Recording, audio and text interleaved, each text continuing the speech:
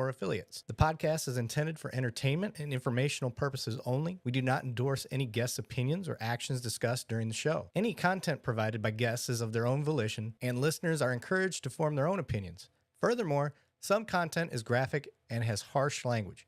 Viewer discretion advised and is intended for mature audiences. Two Cops, One Donut and its host do not accept any liability for statements or actions taken by guests. Thank you for listening.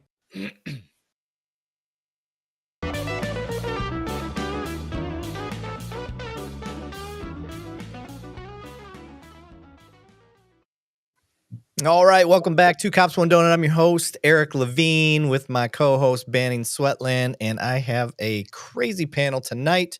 I have with me, back again, Tom Smith, former NYPD, who now hosts and runs Gold Shields podcast. Is it the Gold Shields podcast? You just do what you just did. You're good. You got it out one time before you screw it up the second time. Gold Shields. Gold Shields podcast. I always have to mess with Tom. And then I've got new guests with us tonight. Chris Brown. No, not the Rihanna Chris Brown. This is different one. Different one. Officer Chris Brown. How are you, sir? I'm good, man. Thanks for having me tonight. Yes. And then I've got one that I've been trying to get on here for quite some time, and I put him on the thumbnail for this one because we have been collaborating and trying to get this going for so long. I've got Detective Matt Thornton. How are you doing, buddy? I'm doing good. Glad to be here, brother. Hell yeah, we finally got it going. I'm excited. So for those that don't know how we do, what we do, or who we are and what we do, this is a Two Cops, One Donut podcast. My co-host is Banning Sweatland. He is a recently former deputy, now reserve deputy out of North Texas, and over 20 years of police work under his belt alone. And then, so he got the rural side. He also was a city cop for a little bit, canine specialist, if you will. Me, myself, I've been a cop 18 years, and I've been a cop kind of all over as well. Cop up in Michigan, cop down here in Texas. Military cop. I'm still in the Air Force as a MP, if you will, military police security forces specifically. And then we really started this podcast to kind of start bridging the gap with the community. And we were trying to figure out ways to do that. And the best way we could figure out was just interaction, education, humanizing, and perspective. So that's kind of the way we do it. But specifically on this live stream, what we do is we watch body cam videos with y'all. Some of us partake with adult beverages. Some don't. That's okay. But the whole point is interaction. We want you, the audience, to ask questions, point out stuff. Hey, why didn't you consider this? What about that? What about this? And that's the point. That's what we want. The interaction is the most important part. That's why we got Matt's followers with us tonight on his YouTube channel. So shout out to those guys. Thank you for joining us.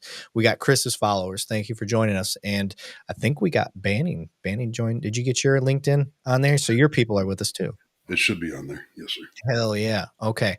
But I want you guys to know who your panel is tonight. So we're going to go down the line here. First person up, we'll go with Matt since he's the next one next to me. So Matt, tell us who you are, where you're from, how long you've been in police work, and why you're here tonight. I've been in police work. I'm Matt Thornton, obviously. They call me detective. I've done everything in police work. I started my channel. I was a detective. I'm technically still under that banner, but I'm in the schools now, and I love it. I've been 21 years in this job. I'm in north of Chicago in Illinois here.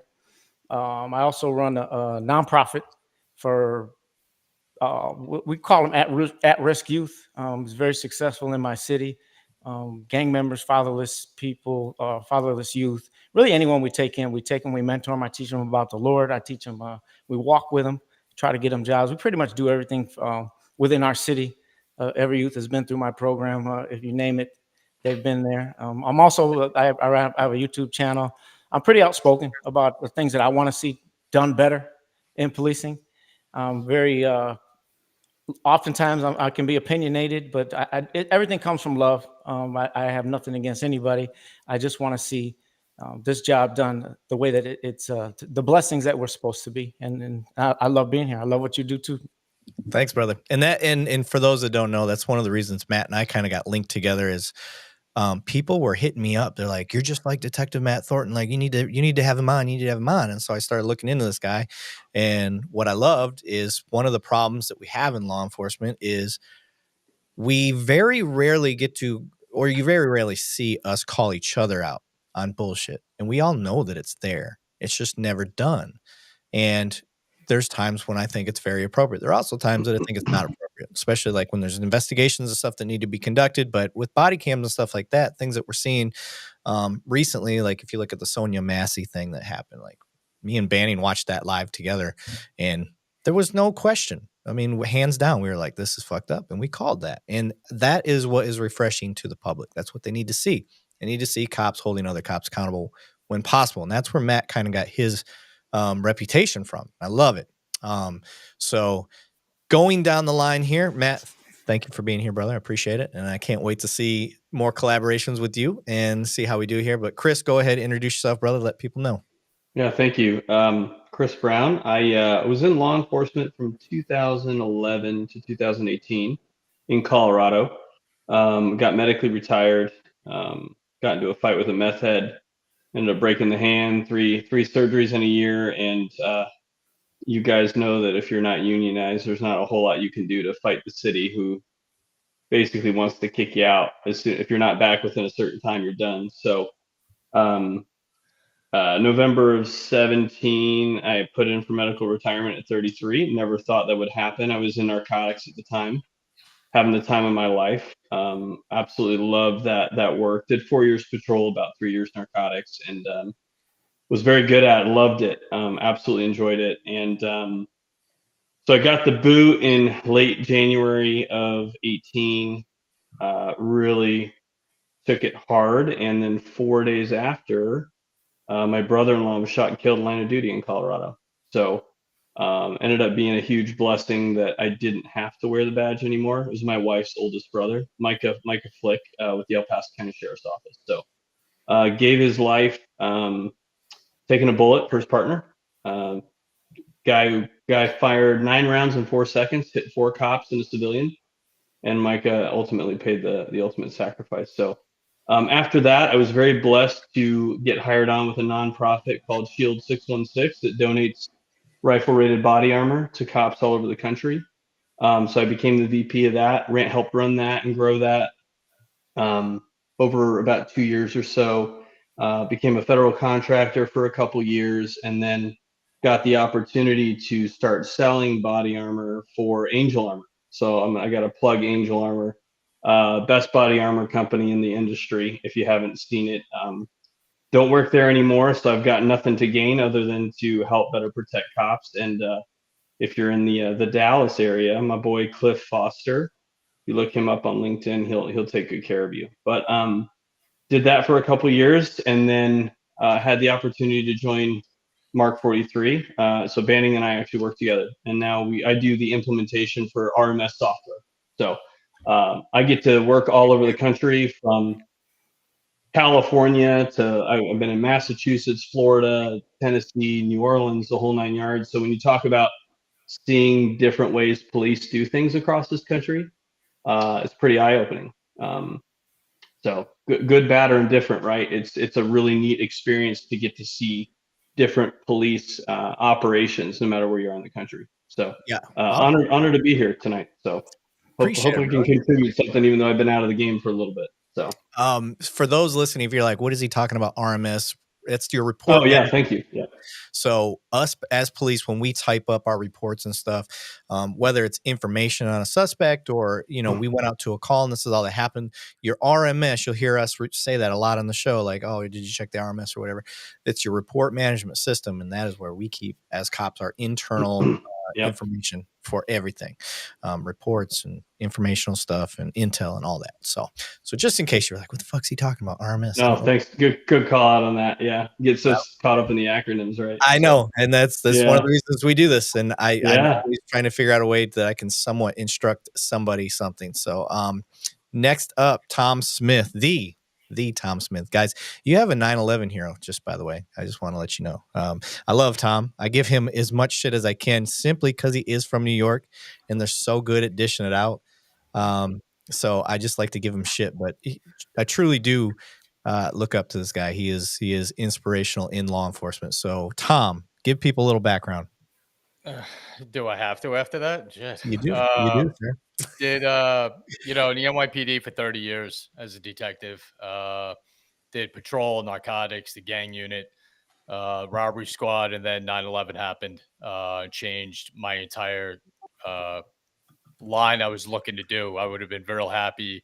Being a homicide detective in the Bronx is what I always wanted to do. And then 9/11 happened, changed everything, and got picked up and spent the last 17 years of my career in the Joint Terrorism Task Force with the FBI.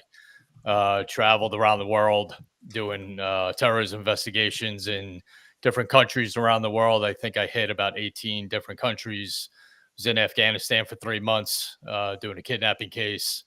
And then 30 was a nice round number to get out and call it a day with my head still intact and everything's still working right. So did that, and then started our podcast Gold Shields with a old partner of mine, Dan Murphy, who was my sergeant. And that's going really strong. And then on top of that, when we have any free time, I'm the vice president of Impact Solutions, which is the alternative to pepper spray that we developed, which is making its way around the country, around civilian population. It's a great alternative. Pepper spray sucks. It's horrible, and Right. Impact is the complete opposite of it. You can use it indoors. You can use it in a car, in an elevator, and the only one getting hit by it is the person you're spraying. No blowback whatsoever. It's, I think, the best thing out there, and thankfully it's making its way around the country. So we're busy with that, and as always, love being here. Because I think what you do, Erik and Banning, is, when you have people like us on who tell the truth, we're not going to hide. Someone screws up, we're going to lay it out here on this show. And I think that's important for people to hear and see that we're not one dimensional, whether you're retired or you're not. We have thoughts, we have opinions, and you're going to hear them on this show. And that's why I love being here. So thanks again, buddy. I appreciate it, brother. Yeah, we're not an echo chamber by any means. And that's one of the things we kind of pride ourselves on and trying to set our platform on. Just trying not to be an echo chamber. But with those, everybody's probably like, let's get to the damn videos. Okay, so here's what we do. We got a bunch of body cam videos pulled up that we haven't watched. Okay, and for everybody on the panel, if you have seen it, just kind of bow out and say, I've seen this one. Because we pull them up kind of randomly. And then what we'll do is we'll pretend that we're the officers in the video. And the way that we'll do that is we'll play a little bit and they'll say, okay, I'll have Alan pause it. I'm like, all right, hold on, stop right here. And then we'll discuss. So how would we be handling this call from that point? Okay, this is what I see. This is what I would do. It gives you an idea behind law enforcement training and the differences of how we all get usually to the same goal, which usually the same goal is to not have to do anything but talk that person and what we want them to do. If we can do that. But if not, now you're going to hear all of our differences. Like a California cop's going to be completely different than maybe how a New York cop's going to be compared to how a Texas cop's going to be. So that is the fun of this. And then I will go down the line. Okay, Matt, we're right here at this point in the call. What is your concerns? What are you thinking of? And then for you guys in the audience, that's kind of the fun part is you get to ask questions about that. Well, why the hell would you do that, Matt? Why wouldn't you do this? Well, here's why. This is what I'm thinking. And based on my training, this is what I would do. So it's a way to not Monday morning quarterback necessarily, although sometimes we do that. It's just natural. But it's more or less to give you an idea of how police training is similar across the board. But my love for police work is that all of us on this panel can think of our own ways to come to the same goal. And we're basically like our own boss when we're out there doing this job. That's kind of the fun part of it for me anyways. I'm not speaking for anybody else, but law enforcement has a lot of discretion. And I think discretion is probably the most valuable tool that we have when it's used appropriately, I can say. But yeah, so what we're going to do is I'm going to have Alan queue up one of the first videos and we're going to get that thing going. So this is our first time having a guy behind the scenes running things. So Alan, if you could get that going for us, we're going to play this out and see how it works. We're kind of learning together. If it doesn't work, I'll take over. I've got everything queued up and we'll go from there. All right. Alan's pulled up the screen. All right. Let's see what we got here. Hands in the air! Hands in the air! It's a little glitchy. Might need me to take over.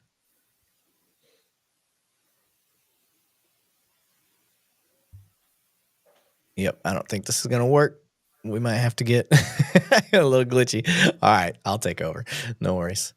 Let's stop sharing that screen if you could, sir. I'm going to bear with us, guys. This is a learning curve for both of us. So while you're doing that, where do you go? Just want to answer someone's question. Kilted Cop Watch. The name of the product is Impact. Go to carryimpact.com. Yep. Okay, so we're gonna give a shout out. I think all these videos are from Police Activity, their YouTube channel. So big shout out to them. That's where I get the majority of my stuff for this podcast, the live stream. They do a great job at just grabbing raw body cam footage, and they don't put anything into it. So all right, I'm going to play now.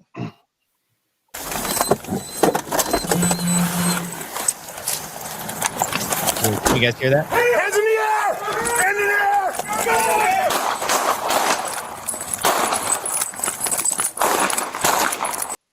air! Okay, so we came out hot. We don't know what we're chasing for or anything like that, but we came out and I heard hands up, and then we started hearing fire shots. So my first guess is going to be they know who they're going after, and this person is, they either see a threat, they see a gun, or he is already shown to be a threat to the public.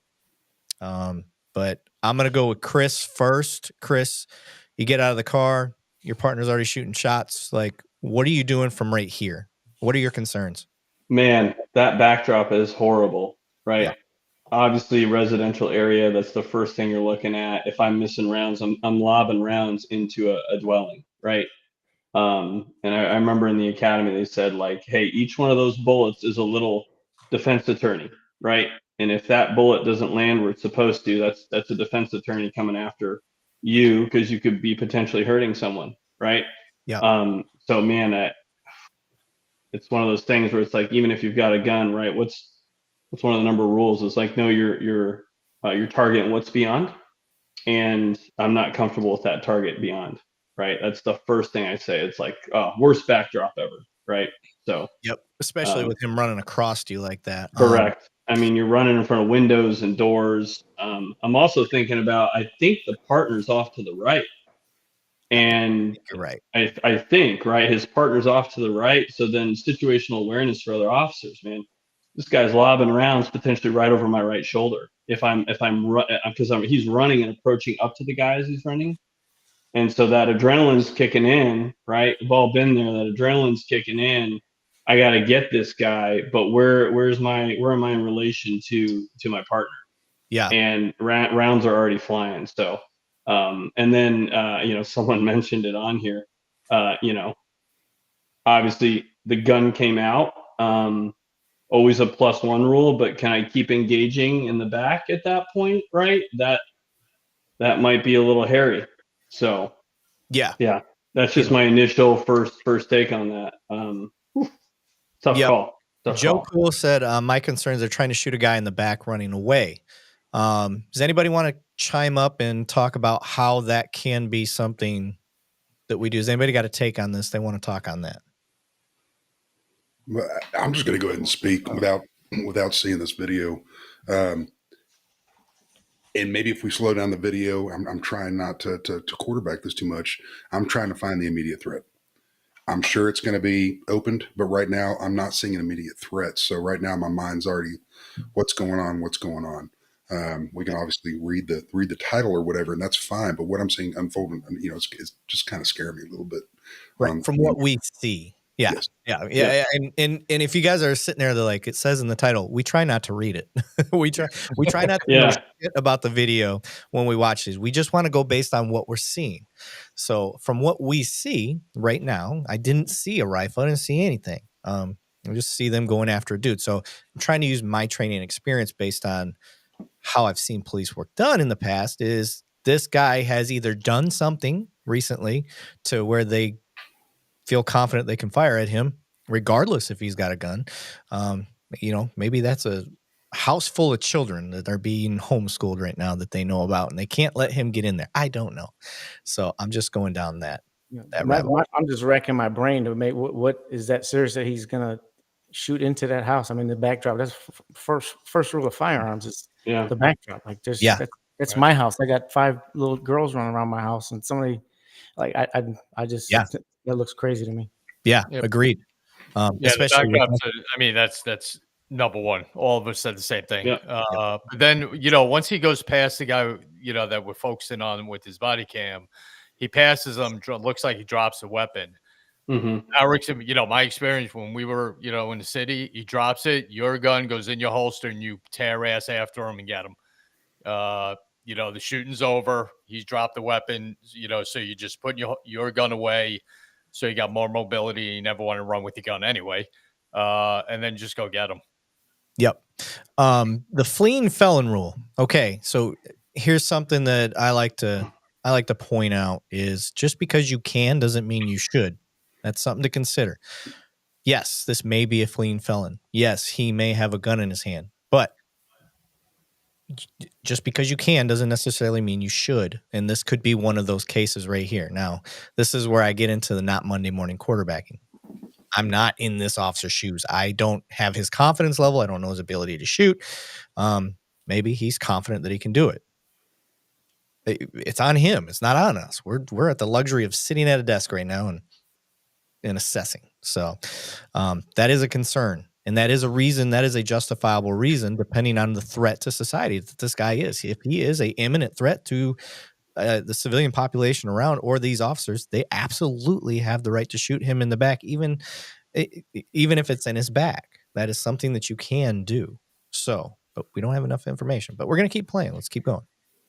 And Kilted Cop said, can we rewatch the video? We haven't even made it all the way through the video, but I'll back it up just for you. So let's go. I hear a dog. Hands in the air! Hands in the air! All right, we pause. I'm pausing here because I heard gun. I think I see one now. I'm pointing with the mouse the best I can. That's possible. It's hard to tell for us. Let me make sure we're in the highest resolution we got. So we're gonna keep going. Oh yeah, he definitely dropped the gun. Did you guys see that? Yeah. Okay, I'm gonna go back just slightly. He definitely drops a gun. Oh yeah. So this right here where the mouse is, that is a gun. And he drops it right on the grass, right where his knees are right here. So keep watching that. Boom, it bounces. Oh yeah. That last shot may be questionable, but we'll keep going. Oh, they keep shooting. Ground! Get on the ground! Get on the ground! Gun fire! Go! Okay. I'm gonna. Well, let me play this out. Let me see what happened. See if you guys.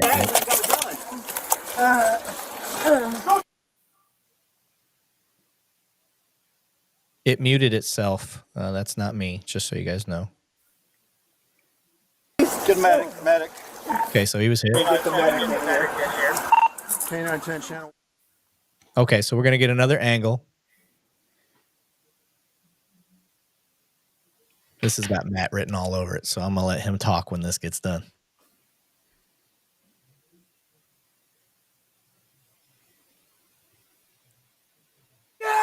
Okay, so I'm gonna pause it from right here. Was it the red car that he was coming out of? Not sure yet. Okay, let me keep playing. Hand in the air!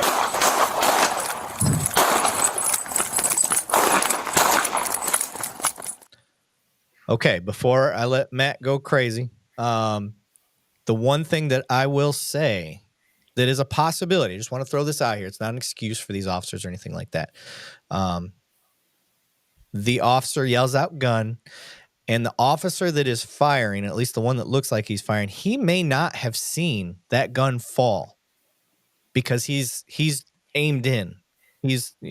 Adrenaline's going, ocular and auditory exclusion start to happen in these situations, and tunnel vision, if you will. He may not have seen it. That's a possibility. So just keep that in mind. Fire. So the officers that were in trail behind him, the one firing, they all were holstering. So he may have been zoomed in. Doesn't excuse it, but that may have been what happened. But Matt, let's go ahead and get your take on this so far, man. I would like to know what he knew about this before he was going in.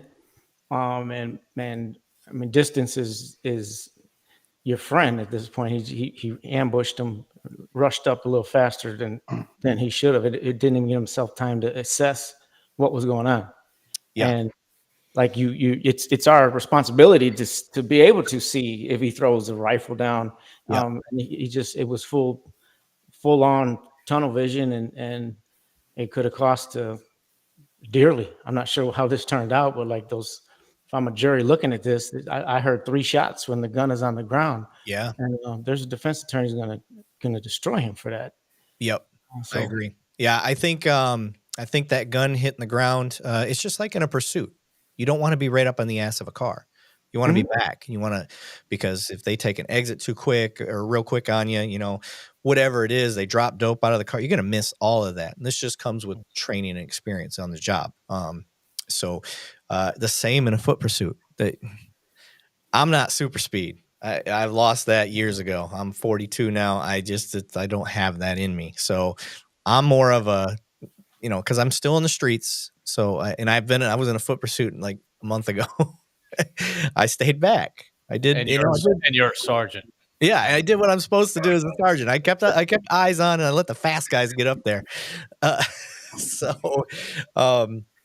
But that's my goal every time. Let me just keep them on view. Remember the path we took in case they dumped anything. But I'm in this case, you know, the gun's not a real good option. So use what you got available and try to play it a little safer, in my opinion. Banning, what do you got on this? The same exact thing as what Matt said. I mean, once that, obviously they're there, their eyes should be on, you know, there's more than one officer there. Communication, obviously. I know we say do work, but we got to communicate on the ground there. Why are those rounds going off after that rifle's dropped? Did he not see it? Was he so fixated on the back of his head? Yeah. Did he still have the rifle in his mind and his hand? And if so, I mean, that's a training issue. We got to work on breathing. We got to work on a ton of things. But when you're out there on the street doing this and the public is at large, we can't be just slinging rounds down range like that. Right. Yeah. Ryan Holzener, he said that cop's a horrible shot. We don't know that. People don't drop just because they're shot. I don't know if you know that, Ryan. People do not go down just because they're hit. Adrenaline, all that stuff. There's people I've seen that have been hit in the heart and the lungs, and they still went on to fight for another 30 seconds at least. This guy, he drops probably, I don't know, 10 seconds after they were on the corner. So we don't know if he was hit every single time or not. So I know it seems like he is a horrible shot, but there's a big difference between shooting a paper target and shooting somebody wearing clothing and moving. You don't get to see the holes go in. You don't know that you're hitting them until you get the desired result of them stopping the behavior. So something to consider. And I'm not trying to preach at you or anything like that. It's just if you didn't know that or you've never been around it, like that's something to consider. Something that my department has done is they brought in pig carcass, no pun intended. And they put a shirt on it and you go shoot it. And you don't know you're hitting it unless you see the t-shirt flinch. Right. And so it's kind of an eye opener. So Ward said in Texas where they drop a rifle, they're probably transitioning to a handgun.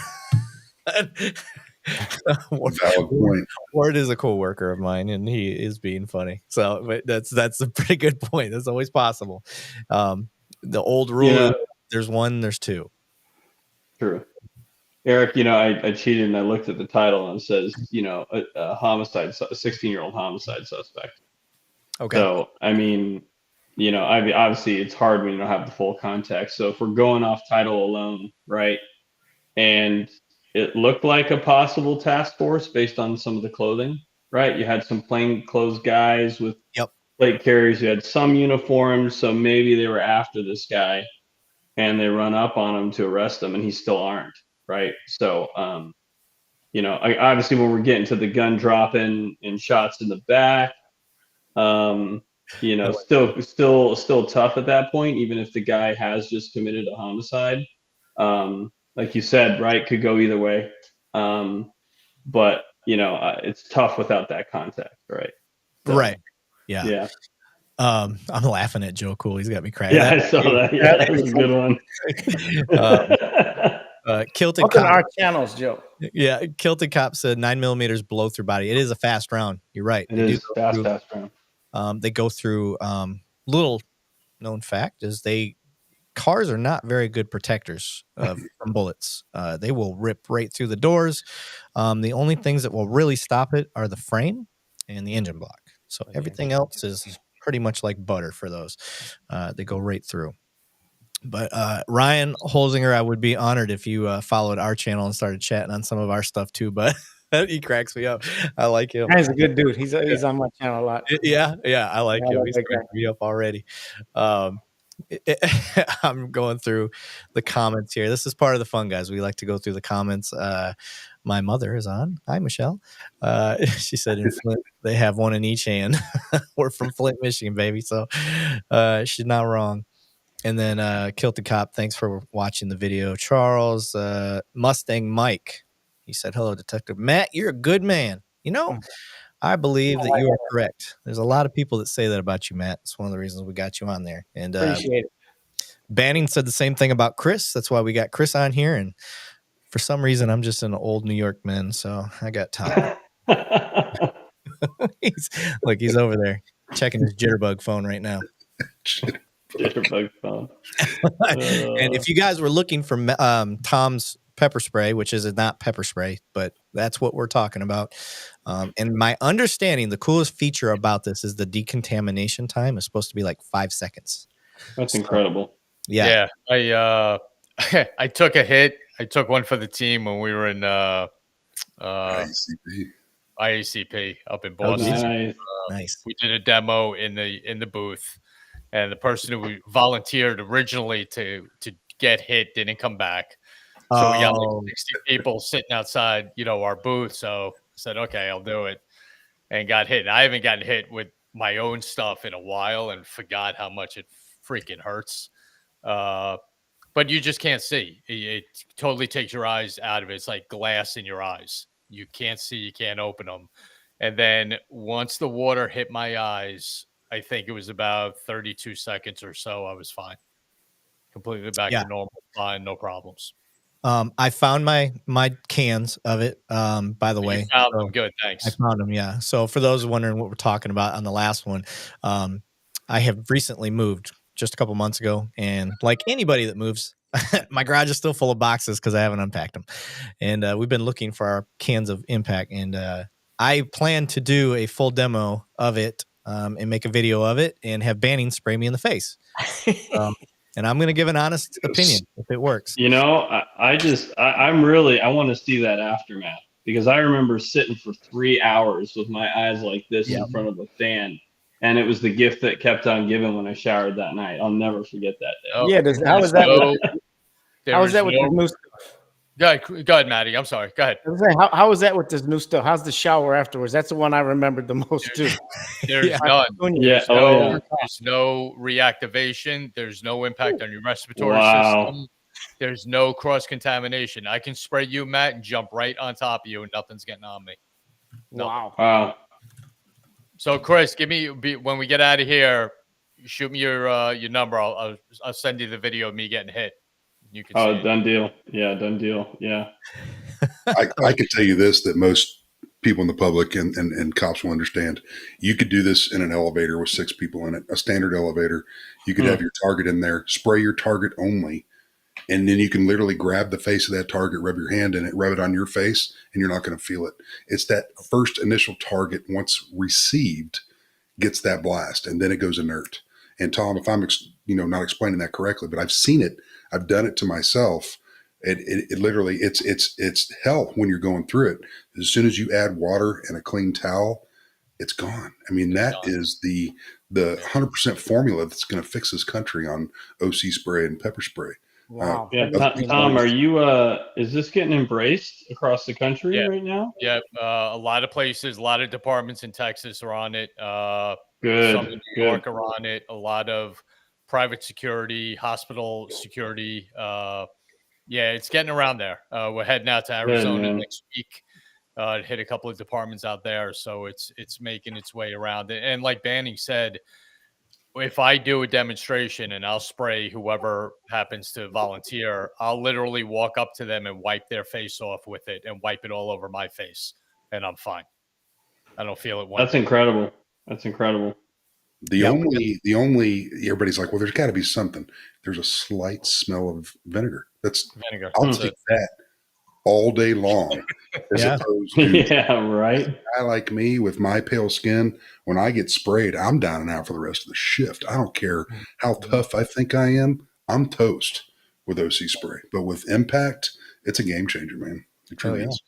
I'm It down. actually hurt so bad when I did it in the academy. I've never, in 21 years in the job, I've never used it. I was like, I ain't doing Yeah. it to somebody. That's didn't- just, Maddie, I didn't use mine in 30 years. I never, not even not used it. I never thought about using it. me neither. Never. Yeah. I had one explode in my pocket one time in the car.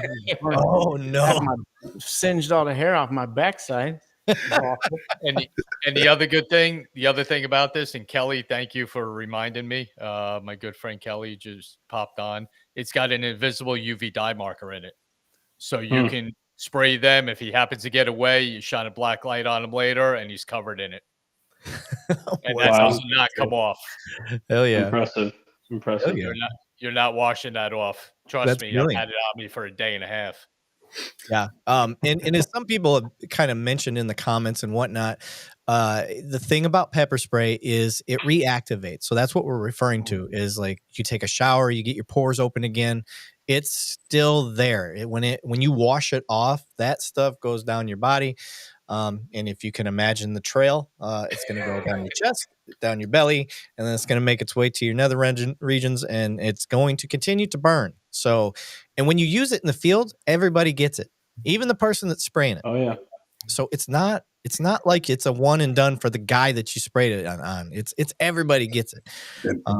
I'm going to give everybody just a quick little story on that. When I went through my first, I'll say my first real police department that I worked for, because I worked for a couple small ones and then a medium-sized agency where I spent most of my time. But to get included with the group after you've gone through training, I didn't realize, but I had OC sprayed up underneath my Crown Vic door, then sprayed in every air vent of the Crown Vic for the AC, and it's Texas. So when you get in there, first thing you do is whip that dude on high, and it was followed up with a little bit of baby powder. So sitting in briefing, I've already got my car ready. It's out there. It's not running because we can't burn gas. I get it. So hot call comes out during briefing. I go out, put my hand up underneath the door, open it, sit down. I'm already hot from wearing everything. It's Texas. It's probably 101 degrees, high humidity. Go to hit that air, run into a bad accident. By the time I'm surprised I made it to the crash scene, I was inoculated with baby powder and OC spray all over my face. And of course, being that young of an employee, I didn't even have sick time. I didn't have anything yet. And I'm over there making friends with FD because I knew they had water and I wanted it now all over my face. So they were triaging the people at the accident. They were fine. And they're also triaging me from, still don't know who the heck invited me into the family, so to speak, but I passed, I guess. Tim E said, well, ask Matt. I used to have a decent sized channel on TikTok. I helped bridge the gap as best I could. Or I can. Tim's a good man. He's a good dude. Hell yeah. Appreciate it, Tim. I message with him a lot. Love you, brother. Okay. Reading through the comments, Ryan Holzinger said, I love the video of the 4 girls fighting. Then a cop uses bear spray on them and they all immediately stop fighting. Yeah, it can have that effect, especially if you have the bear. The bear can in itself, just the way it sprays it's intimidating. It tends to stop people in their tracks. So, but we're going to go on to the next video. Otherwise, we're going to keep talking all day. This is not a promo just for Tom tonight, guys. No, not at all. Let's move on. Let's go. No. What's the name of it again? Impact? Impact. Okay. CarryImpact.com. I gotcha. All right, we're going to share the screen. Let's get it going here. Biggie size this. Boom. All right. And again, this is from Police Activity YouTube channel. I like that they give a warning for me. I don't even have. Knox County 911. Where is your? Yes, I need a cop out here now. Ooh, that accent. What is? I need him now. What is the address? 2625 View Street. 2625 what? Fairview Street. And he has an accident he's had, and I need a cop out here now. Okay, Belvoir Avenue or Fairview Street? Fairview Street. Fairview. What? Man, hello. Chris? What's going on? He's got an axe. I need some help now, please. Okay, what kind of help, ma'am? Talk to me. What's going on? He has an axe. He stayed here for a while, and I towed him out. All right, he's back. He said, "That's my car up." Broke the windshield. He said, "Has an axe going after my son." Okay, so we're gonna pause, and we're gonna. Shit, I hit my mic cord and it cut out. We're gonna discuss a little bit. Knowing that you're going to a call where there's a person armed with an axe. Chris, I'm gonna let you go first, buddy. You're going into this call. How are you handling it? Well, number one, it looks like he gave himself some distance to evaluate, right? He didn't roll right up on the building. So I like that already. So he's got, as we were trained, right? Someone can close the distance quick with a knife, an axe, right? 15 feet in just a couple of seconds, right? And the worst thing you can do is backpedal. So to have some distance already, get a better field of view of what your backdrop is, right? I think is great. But I like that the officer gave himself some space as he's making the approach. I agree. Matt, you got anything to add to that, buddy? I'm just going to say the exact same thing. Space, slow it down. Yep, Take I a agree. breath, and there's no rush to get in there. And for those listening, some departments now can actually hear the 911 call in their patrol cars. There's things called like Live 911, I think SOS or something like that. There's these different programs that are allowing cops. This is where technology is starting to take us, because it's really important, I think, for an officer to hear your tone, what you said exactly, because anytime you involve a middleman, we can start to get miscommunication. And opinions. We get opinions sometimes from call takers, which God bless them. We get some opinions sometimes, which will alter outcomes on calls for people that have not figured that out yet. Right. Yeah. So it happens where now technology has allowed us to hear the 911 calls while we're in our patrol car. I don't have it where I'm at currently, but I do know the technology existing, and it has helped improve call times and officers' responses, because they get a realistic listen of what's happening in the information that was passed on. There's no more middleman. So real important to know that. And in this instance, we don't know if this officer heard the call versus just reading it over his computer, which can make a difference. Because you hear all the time, oh, as a guy has got an axe, you get there, nobody has an axe. They said it's a 6'4", black male. You get there, it's a 5'3" white female, and you're like, where the hell did they get that from? That's not anything close to what I see now. That's got to do good for those old dispatchers that get everyone escalated and hyped up on the phone too. You can monitor them. Don't you? Don't get them pissed off before I even get there. Yeah, that's why when we hear really good dispatchers, there was one out of Chicago. There's a downed officer, and you just heard this dispatcher take over the radio, tell people to shut up, got the right people in the right places, told the cars where to set up to start blocking for traffic, and just did an amazing job. And you'll see officers like on our channel. I'm going to share that because that is so rare in the last name was Thornton too, by the way. I love that dude. I remember that. Yep. Oh, really? Yep. Oh, I remember that very, very well. Bro, killed it. Yeah, No pun intended. But yeah, just did amazing. So, all right, we're gonna keep playing. Well, let me go to. Hey, one more thing, Eric. Okay, go ahead. Something too. I think premise history, right? Like how many times we've been out here. Yeah. Do we have a guy who calls in all the time? He sees things. He hallucinates. Again, I think we've all been there. We've all had that one mentally ill person in our sector or beat, whatever, right? That we know. I had a guy that would call in saying he was being stabbed to death by a guy every week. Well, he was self-inflicting harm to his gut and literally digging out his abdomen, right? Oh. And so Took more time you'd think to get that guy actually in, the help he needed. But again, you never know, right? What's the premise history? What do we know about that location? How many times we've been out there, right? Right. Somebody asked, Dunpeel 7830 asked, but in the case that the officer hears the 911 call being non-priority, can he dismiss it? No, can't dismiss the call. Only the supervisors can do that. And you got to have good cause. Depending on departmental policy. Yeah, it is a departmental policy thing. I should have clarified. But he said, for example, 911 calls about a man with a camera. So that's, if I'm the supervisor and I see that, I'm like, if he's in a public place and he's not messing with anybody, just make that a broadcast. Just let officers know that he's out there. That does not need to be a call. But no, the officer doesn't have the power to do that at most agencies that I know of. So, but I'm with you because I am tired of making videos about cops falling for First Amendment audit.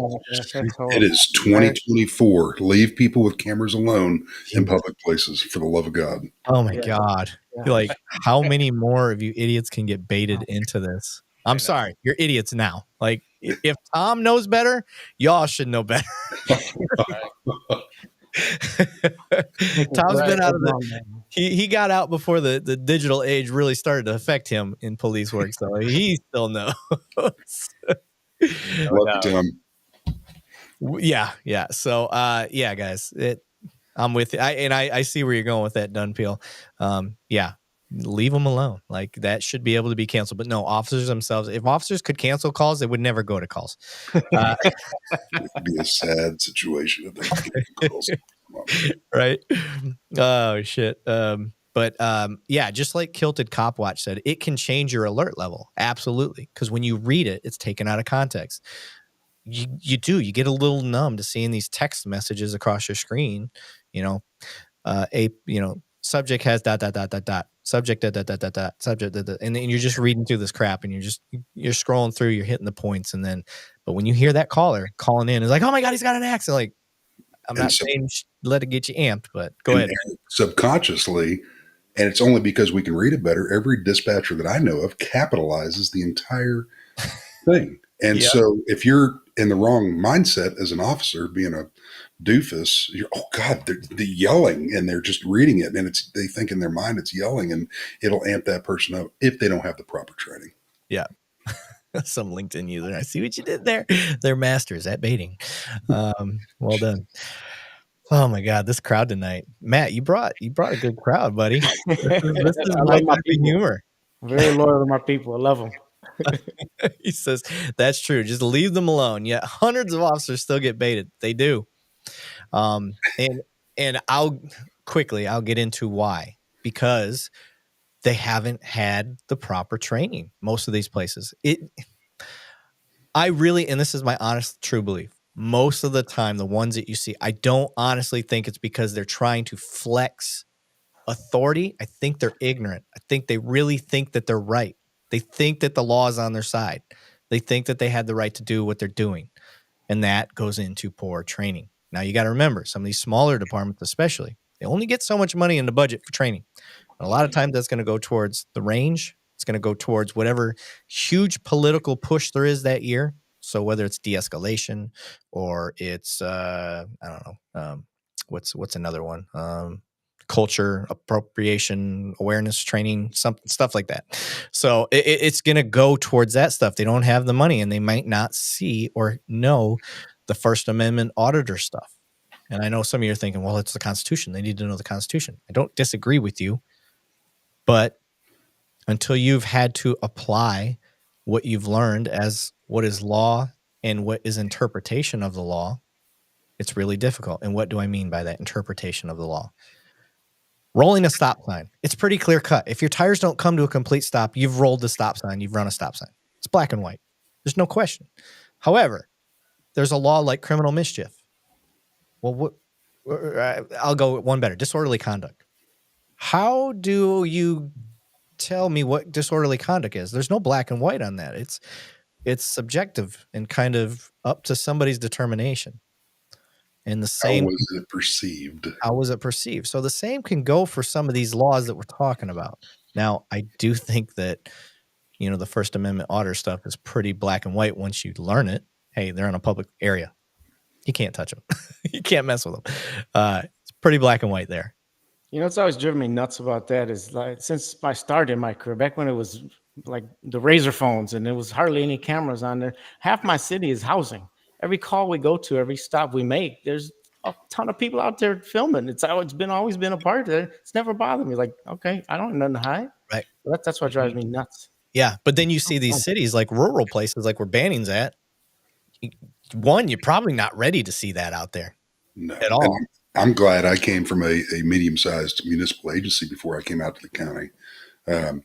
You know, having the experience that I experienced and everything that I've seen unfold in the United States, when I performed a traffic stop, I'd like to see 2 drones up and people with cameras filming everything. So if they say something is wrong, at least we have more angles to prove that nothing that I did was wrong. I have 0 problems with a camera. I have 0 problems with somebody filming me on the inside. I usually make a comment, make sure you get my good side while we're up here. Right? Have fun with it, baby.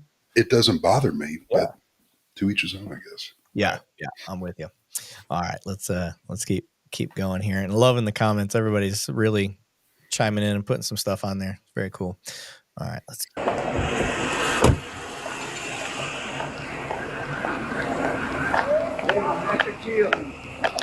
Hey, put the knife down!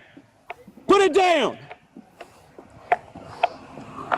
62, one at gunpoint. He got the axe.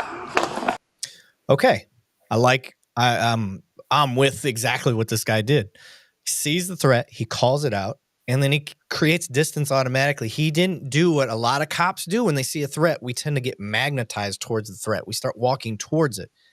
That's not intentional, guys. For those out there listening, like, why do cops do that? Until you've done this, you don't, and somebody points it out in yourself, because I've had that happen at shoot houses and stuff like that. They're like, why are you walking towards a guy in an open room that has a gun? What are you doing? I didn't even realize I was doing it. And that was in a safe environment. Imagine if it was real life and I hadn't done that training and somebody hadn't called me out for doing it. I'd be screwed. I'd be walking towards a guy with an axe like an idiot in the open. Because from what I'm looking at right here in this video right now is straight space. And there is a old, and I'm putting it in air quotes for anybody that listens to this later, rule about a knife or sharp objects, the 21-foot rule. It's really more like the 35 to 40-foot rule. And that is the distance that a person can run at you before you can get your gun out of holster and fire off one round. That's kind of, and it's not a hard set rule. It's just some people can be a little bit quicker. Some people can be a lot slower. And that's assuming you get your gun out of the holster without incident, without getting jammed up or anything like that. So things to consider when you see this. So I like what this officer's doing. For me, what I'm going to do is probably get the information out, and I'm going to start retreating back towards my patrol car because there's no need to pressure this situation. There's nobody else around. My backdrop I would consider fairly good right now. I don't want him to get towards the apartments to my left. But right now, I don't see a need to shoot. I don't see a need to press the issue. So I'm going to keep space, keep stuff between us, so he doesn't have a direct line. Tom, what do you got on this? No, I like the distance. Like you said, now you got time. Now everything's in front of you. Time's your friend. Have a clear view of him. Try to keep him contained as much as you can. And get the information out, location, description, what's going on. So all the other officers respond and have an idea what they're walking into. Okay. All right. Let's keep going here. Put it down right now. Put it down. Put it down right now. Put it down right now. Put it down. Okay. I'm going, and you guys are going to laugh at me. I've Benny Hilled around my car before and used my car and I've ran around my car. You're not getting to me. I'm more than likely I'm faster than you in most instances. And hopefully I don't trip like it's a scary movie. But Matt, what do you got right now? I'm liking his you could tell by the inflection in his voice when he talks on the radio. Our main goal when we go to calls is to do everything we possibly can to not hurt anybody, to bring it to an end without having hurt anyone. He is the only thing I'd have done different. He's backing away. He's giving commands, clear commands. He's not panicking. I've been in a situation bunch. Just get the car. That's the first thing I thought too, Eric. Yeah. Go in that car. He can't get through that with that axe. Right, exactly. Tim E, he put up there, he said the thin blue line used to mean fallen officers mourning the fallen. Now they wear them everywhere. What are you mourning for? And officers all the time now. Yeah, it don't mean that anymore. So I've said this before on the show, and you guys, you tell me if you agree. Banning's heard me say this before. For me, what the thin blue line means to me is if at any time if I worked an office job and I wasn't a cop, if I die, yeah, my best friend at work is probably going to look out for me, try to get with my family for the next, year or two to help out or whatever, help with the luncheon, remember me. But in law enforcement, if I were to die, I have 2 daughters. If I were to die, I know for a fact, for life, that somebody is going to take my daughter to prom, is going to take my daughter, walk her across the aisle for me, and make sure my family's taken care of for life. And that's the same for me being in the military. Thin green line, whatever you want to call it, Air Force, Chair Force. But that's what the thin blue line had always meant to me. And the line between good and evil. So when I hear people say that the thin blue line is like a us versus them, and I get that context, I guess you just have to talk to the officers and figure out what exactly it means to them. Now, I'm with you, Tim. Usually when you see it, it is for mourning. I actually have one on my uniform right now. One of our officers, he lost his battle with cancer. And so, we wear that for the approved amount of time, which is usually about 2 weeks, and then you take it off. Otherwise, it does start to lose its meaning. If you start seeing it everywhere, and then, the thin blue line flags that you see out there and stuff like that, like there's people that start to get, upside down about those. I guess it just depends on what it means to you. And I guess it's no different than the American flag and what it represents to you. So I don't know. What do you got to say about that, Chris? Yeah, obviously pretty deep and personal for me, right? Because I'm going to wear my brother-in-law's hat, right? There's the thin blue line. There's his call sign, his end of watch, right? EOW, for those that don't know, is, the day they were killed. So February 5th, 2018 for Micah. I can tell you, he left behind a wife and my twin niece and nephew. And, it's been almost 7 years, and Micah's old sheriff still checks in on our family all the time.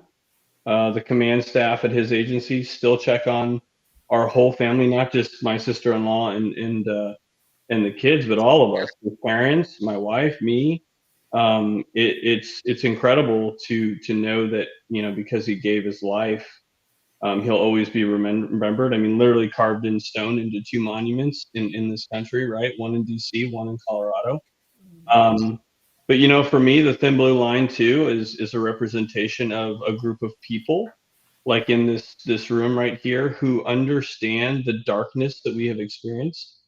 I'm a huge proponent of cops getting mental health because we all have our issues, right? We've all seen some pretty horrific things. I went through a dark phase in 2020, spent 9 months in intensive therapy, dealing with a dead kid call that I never dealt with. And my son was born in 2020. I couldn't even hold him for 3 months. And I had some really great former cops and friends that came alongside me and walked through that battle with me, right? Obviously, my wife being the number one. I thank God for her every day. But, it's tough. And that's why, like, what we're doing here is there's nothing that makes me angrier than the cops that tarnish that, right? Yeah. And there's nothing that makes me angrier because it tarnishes what Micah stood for and gave his life for, right? So I'll be the first, like everybody in here, to say, that wasn't right. That wasn't handled correctly. Yeah. Matt, what do you got on it, buddy? I mean, I think in this country, the biggest problem is if that people don't agree or don't see on the same page, they're automatic enemies. I have kind of different thoughts on it from my experience, and God bless you. And I'm so sorry that you had to go through that with your brother, with Micah. That's horrible to hear. Where I come from, and the people that I know and love, and the people that are in my family, that they see the blue line as something that's opposed to them, something that hates them. So I have I'm I want unity is my main goal in my life, in my everyday life, and the people that I know and love and take care of and that I come across. So I've never been a fan of what it's become. I've seen too many officers that are wearing that are acting tyrannical and disgraceful. And to me, what the people that I talk to and deal with, what it's become to them is like their enemy. And I just wish it was different. I wish that we could like hit a reset button and change the meaning of a lot of what that's become. It's heartbreaking to me. Well, for what it was originally made for, I believe Yes, that's I understand that one. yeah, for what it's originally made for. And yes, even our flag has been, and I'm not going to go there, but the thin blue line has been brought up in so many different things that most cops don't even care to look at. We look at it for what Chris went through and what Erik was talking about, and what we truly believe in that thin blue line, and taking care of if something bad were to happen, and it's nothing more than that. Yeah, and the thing that I think, what to Matt's point, what we need to think about us as cops is like it isn't just how we look at it. It is also how the public sees it, and if they do see it as something that is a representation, like the Confederate flag, I guess the argument could be made the same way. Like the Southern, I'm not from the South. Like I don't get that whole Southern pride thing. I don't get the having the Confederate flag. It's my history and all that shit. Like where I'm from in Flint, like they would get pissed if you're out there flying the fucking Confederate flag in Flint. That's just into kind of what Matt's point is, where he's at. That's how it is where he's at. So being mindful of your community, I think, is important to Matt's point, and knowing what it represents to them. And so having these discussions, though, I think are important. So we can have these types of resets, so they can hear a cop say, well, here's why. And then I can point out, like, I kind of get your point, because when I see a cop with a Punisher symbol and it's got a thin blue line going through it, I'm like, what the fuck are you trying to say? Like, do you know who the Punisher is? He didn't follow the laws. He was about revenge and murder. Like, yeah, it sucks. And that's how it's been skewed. And right. And how couldn't a person get pissed off, if they see that, So I'm on both sides with that. You don't have to be one side or the other, guys. Like, and just a statement on top of that, man, is we are not the judge nor the jury. Right. We're bringing our experience into this, and it is always up to a judge and jury on this. Yeah. Primarily the jury. Ryan goes, I knew he was from Michigan. Hey, man, leave me alone. I say pop. Ryan's a good kid. Get off me. Get off me, Ryan. Yeah. I'm originally from Flint. Born in Old St. Joe's there. GS38 said, Matt loves everyone, though. Generally preaches unity, not an us versus them mentality. And I agree. That's one of the reasons that I got, not sexually, but I got attracted to Matt. So he brought me in that way, man. But I'm liking the conversations that you guys. He goes, cops don't follow the laws either. Okay, so we're gonna take a pause from this video real quick, because I like the discussion side of things. And so let me minimize this real quick, if I can. 1 second. There we go. So I want to go back to that comment. Where'd it go? Cops don't follow the laws either. So let's discuss that, because there is this illusion or delusion, or however you want to put it, that cops and citizens all have to act and behave the same exact way across the board. That ain't true. That is not true.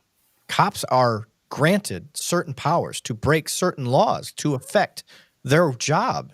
Like, cops couldn't do police work without breaking laws, speeding after bad guys, shooting people. That's all stuff that's against the law. But cops are granted that ability. However, I want to preface this. Citizens have a lot more freedom to do the things that they do than what police have. For a cop, you have civilian review boards. You have use of force review boards. You have laws, policies, general orders, statutes, city ordinances, the media, politics, all involved with watching what a cop does versus what a citizen does. So if a citizen has to defend themselves, pretty much granted that right, they are going to have to go through the legal process, which cops probably not going to have to go through the same legal process, assuming all of those checks and balances I just named, find that they're okay. But I'm just one guy. So Tom, what do you got to say on that topic? No, I think you hit it on the head. There's certain things that we have to do, had to do in order to do your job correctly. Now, there's that line though that we are not allowed to cross, and we shouldn't be crossing. The standard that we have to hold is incredibly high. That civilians, for the most part, don't have to. We are, like you said, controlled by the governing body, the laws, and policies more than anything of what we can and cannot do. But it's knowing that, and that's what separates us from the bad guys. It's knowing that line and hoping to God you don't cross it and have enough knowledge of what you're doing, affecting arrests, going after people, when to shoot, when not to shoot, all that, which is all training and understanding of your job. And that line can be skewed. It can be crooked sometimes, but you have to hold yourself to that standard, and that law has to be in your head at all times. Yeah. I'm going to try to pronounce this. Greasus crust. He said, it's not that cops do not follow the laws. It's commonly that cops do not know the law. Majority of cops on the beat don't even know their own oath. I can't speak for the oath, but I can give you a perspective on knowing the law. Let me put it to you this way. Lawyers and judges do not know the laws verbatim. They have to refer to the law book constantly. Yeah, they have a few that they have memorized and know because they deal with it a lot. And most attorneys, just like doctors, specialize in certain parts of the law. But if lawyers and judges don't know the law off the top of their head, how can you expect an officer to know laws the way that you are trying to require them to? It's just not going to happen. So, I can kind of speak to this. So in my job now, I actually have to upload the offense codes, right? The charges in their records management system. I do that. So for instance, the other day, I uploaded the charge table, right? The criminal and traffic charge table for the state of Maryland for this one agency. 8,000, right? And that was that was a full breakdown of every. So for instance, you do aggravated assault. They had one for aggravated assault with a knife, with a gun, and they had each of those listed, right? So how are you going to remember 8,000 when you break it down by subsections, right? And that's criminal and traffic for one state, right? So you get to know the common ones pretty quick, right? But every now and then you're going to have some one-off situation where you're like, I got to go back to my revised statute book and look up the parameters of the elements of the crime before I can understand what I need to be. Do I even have probable cause for the crime I thought I had? Yeah. Right. So it's a massive undertaking, and lawyers get to go to school for 3 years, and we have a 6-month academy. Yeah, you're not wrong, right? And yeah. Dylan B said, "Why aren't cops taught the Constitution? They are feelings, police, ego, power. Did they not swear to uphold the Constitution?" I can't speak for every single department across the nation, but I've never heard of one that doesn't teach Constitution. And again, I think sometimes, I'm not going to say all the time, it goes into interpretation. When you have laws that contradict the Constitution, that's a big one, because that happens. You'll get a city ordinance, a state law that contradicts, like gun laws are a big one. Think about that. Look at what the Constitution says, and then look at Chicago. Matt, I'm sure you could speak to that pretty well. Forever. Yeah. So, I mean, it's not that I don't think they're taught the Constitution. I think they are. It's just learning something and applying it are two different things, and it's not an excuse. But some people learn and are trained how to practically apply what they're learning, where others are just shown in a 6-week academy because they got out of the military.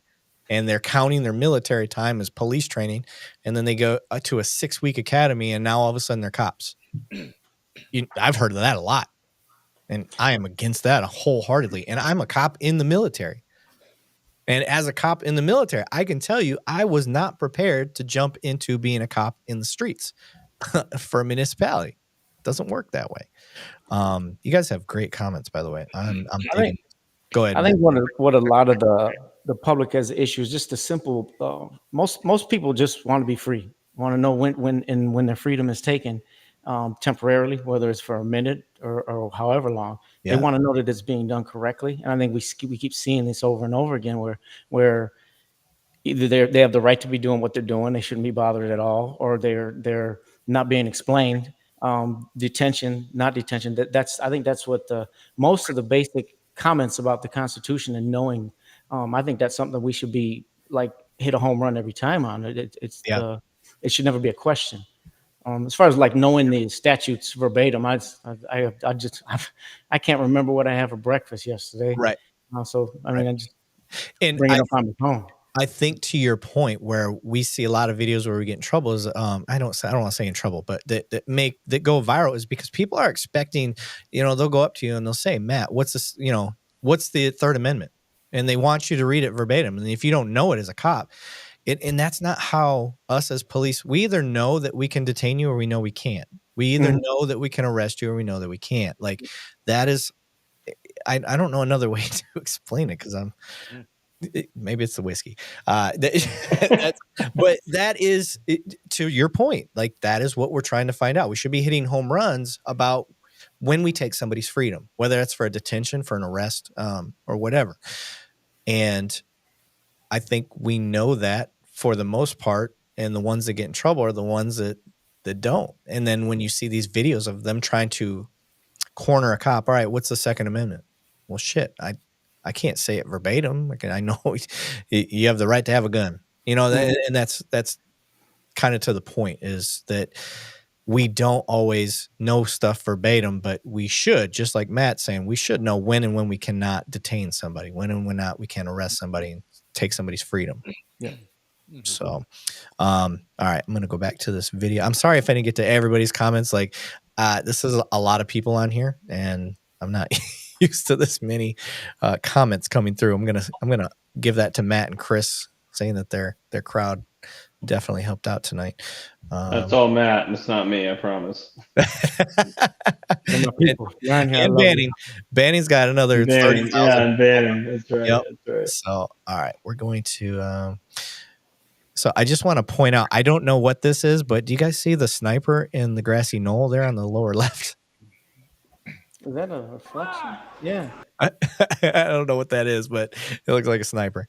All right, let's keep going. Put the axe down. Put the axe down. Do it now. Put the axe down. All right, for me, I'm going to try to start gaining rapport. I gave a verbal command, drop the axe. He didn't do it the first time. I'm like, all right, man, hey, what's your name? Let's talk. Like, the last thing I want to do is have to shoot you. Something's going on. What's going on? Like, let's start trying to open up dialogue. Banning, what do you got on this? Same thing. I mean, we don't know what state of mind he's in. We don't know what he just went through. And we can't begin to imagine or digest all of that in 20 seconds. So we're going to, we got to tell him. We put on our pants basically the same way you do every day. We're human. Let's see if we can help bring this problem to light and solve it for everybody. We're not the best, but we're going to do the best we can while we're on scene. But with all that, 100% what you just said, Banning, but get behind the damn car and have that conversation. Right. Dylan B said, we are always thought of as the criminal and to get us at any cost. Why are they so afraid? It's always them against us. Where is the community? I won't say that I agree that it's always against you. I will say that I do think sometimes it definitely is that way. I'll use what we're watching right now, and I'll kind of give you the idea that every time we're called, it's never usually for anything good. So for the cop, 99% of the reasons they're called there aren't good reasons. It's always for somebody's doing a wrong to another person.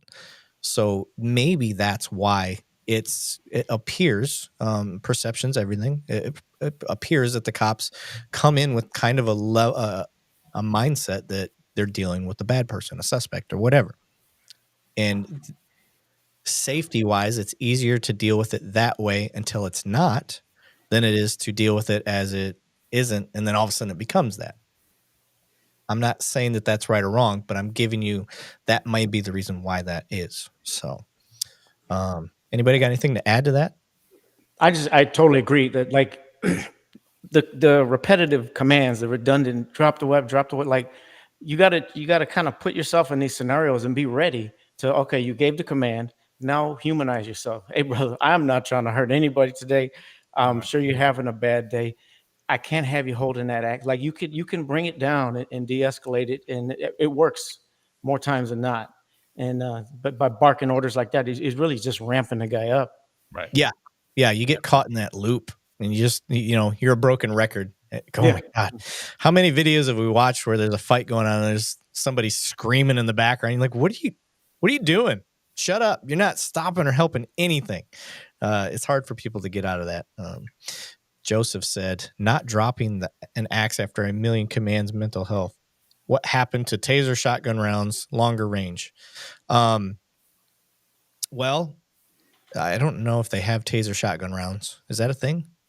I don't think that's a thing. I haven't. I've heard of that. In like they did have those, and they're not available anymore. Oh, I was gonna say I did hear that that's like a research and development thing that I think Axon Taser is doing, but I haven't seen that thing out there. So to his question, I would have keyed up on the radio and let's get the beanbag over here while we stay for sure. Yeah, for sure. In this instance, though, right now, your only option is deadly force. He's alone. There's not another cop, and this guy has a deadly weapon. Like, you got to protect yourself. You got to protect other people in case shit goes to the side. Let's see. Greasus Crust. I'm sorry if I'm butchering your name, brother. I'm sorry. Matt Thornton is trying to make shit right and return the country to a state of Andy Griffith approach to police and community. Well, I don't think he's trying to bring an Andy Griffith approach. Really. If I could whistle, I'd whistle its song right now. Yeah. That's great. Great show. But no need to get taser close with somebody with a weapon. Yeah, I agree. Ozark Moon said no need to get taser close to somebody with a weapon. Yeah, I agree. I'm not trying to get close to this guy. And right now, there's no need to. Right. Look at the bigger picture, guys. Let's start trying to not have to kill somebody. He's obviously having a mental crisis right now. This is not normal. So let's see if we can't talk him down. Stalling is a good tactic too. Put the axe down. Put the axe down. Okay, remember how I talked about the magnetic approach of weapons? Look what's happening. There's no need to get to the front of the vehicle. I would have been just fine staying at the back of the vehicle. That is as far away as we can stay, unless he's a short guy and he can't see over the car. So let's keep going. Put the axe down. Put the axe down. Oh, we put it down. Right. Okay, now I'm seeing. We got crossfire here. So this is a conundrum right here. Banning, what are you doing from here as the officer in the body cam? We're yelling at the other officer coming up. We're communicating. We're here. We don't know what's in his mindset, what he just read coming to the scene. He's fresh to it. We obviously haven't established a rapport. We've got to maintain control. However, this other officer that came up, he may be able to ring a little bit more true to him in his heart in a few minutes, a few seconds of talking to him. Of course, the last thing we want to do is use deadly force. So we've got to communicate, period. Just looking through the comments here, I'm going to pull out Taylor Reeds. How about don't mess with people? Fuck you, cops and ex-cops are all the same. Your life above mine. I'm going to assume that means fuck you. If I'm such a threat, leave me the F alone. Sir, I can promise you, I don't want anything to do with you unless I'm called. If I'm called about you, I don't have a choice. It's just what I signed up for. If I get there and all you're doing is exercising your freedom of speech, deuces. It was nice seeing you. Have a nice life. Do your thing. But if you're encroaching on other people's lives and what they're doing, you don't get to just do whatever the fuck you want. It is what it is. Right now. Put it down. Put it down. Put it down. Put it down. Put it down. Put it down. All right. We're getting stuck in that OODA loop. Now I'm definitely getting a suicide by cop vibe. He's telling him, put it down. He says, I can't. So if I know that, for me, he's got himself in a shit spot right now. But if I'm this officer, I'm looking for an escape route. He's not walking at me, so I got to get the fuck away from him. I'm too close. So I'm going to look behind me, see if I got a place to retreat. I'm not going to backpedal because that will get you killed. And in these instances, a lot of times what they'll do is when you start to see and hear what he's saying and you slow things down in your mind, the more you've done this, the easier it is. The younger you are in this career, the harder it is. But based on what he's doing, my guess is he's going to try to like raise the axe above his head and then, kind of bluff, march towards you to get you to shoot him. For me, like I said, if I can find an avenue of escape right now, I'm going to run to that escape. I've run from a guy. I literally ran a full block. The guy had a guy had a knife. He took 3 steps towards me. He wasn't even close. I sprinted to the end of the block to let him know, like, I'm not letting you get close to me. There was nobody else around. I didn't need to be close to him. So it's okay to retreat, guys. This is another thing for cops. It is okay to retreat. You do not have to draw a line in the sand every single time. I don't see anybody else around right now. So. Put it down. Put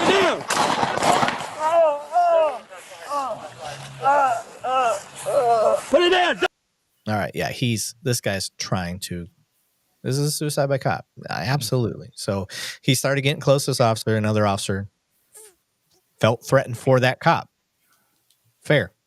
It is what it is. There's nothing you can do about that. Murdoch Roughstock said, ask him if he wants to smoke some weed. Break it out. I mean, I can't do that with him, but if he gets him to drop the blade, I'll let him do it. You do that in Illinois now, right? Shoot, I think you can do that almost everywhere except Texas. Don't reach for it. Don't. All right, from here, you gotta get him away from the weapon. He's dropped, so I'm not coming up. There's no need to shoot him more. That's my opinion. Chris, you got anything to add on this one right now? No, I mean it's unfortunate, right? Again, like no cop really wants to log into their computer each day and then end it with having to shoot somebody, right? Even a guy like this who's out to die, right? No, like you don't want that. This cop, guarantee he doesn't want that on his hands, or whoever the cop was that fired the rounds, right? Yeah.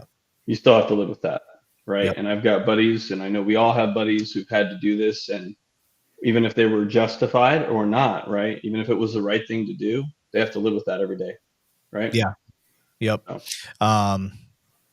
And it's I think what David Edmondson's pointing out, he's like, other cop fired as a crossfire approached. Yeah, that was probably a sketchy time to shoot. Yeah, that was a real sketchy time to shoot for sure. Yeah. Yep.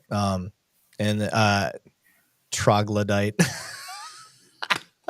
Bro, Matt, you got an awesome crowd. I love these guys. I love the names. I love some of the comments. You guys got some good stuff, good insight. Edge weapon, he's down, not a problem. But it's really hard for me to not laugh at some of the comments with the names that they have.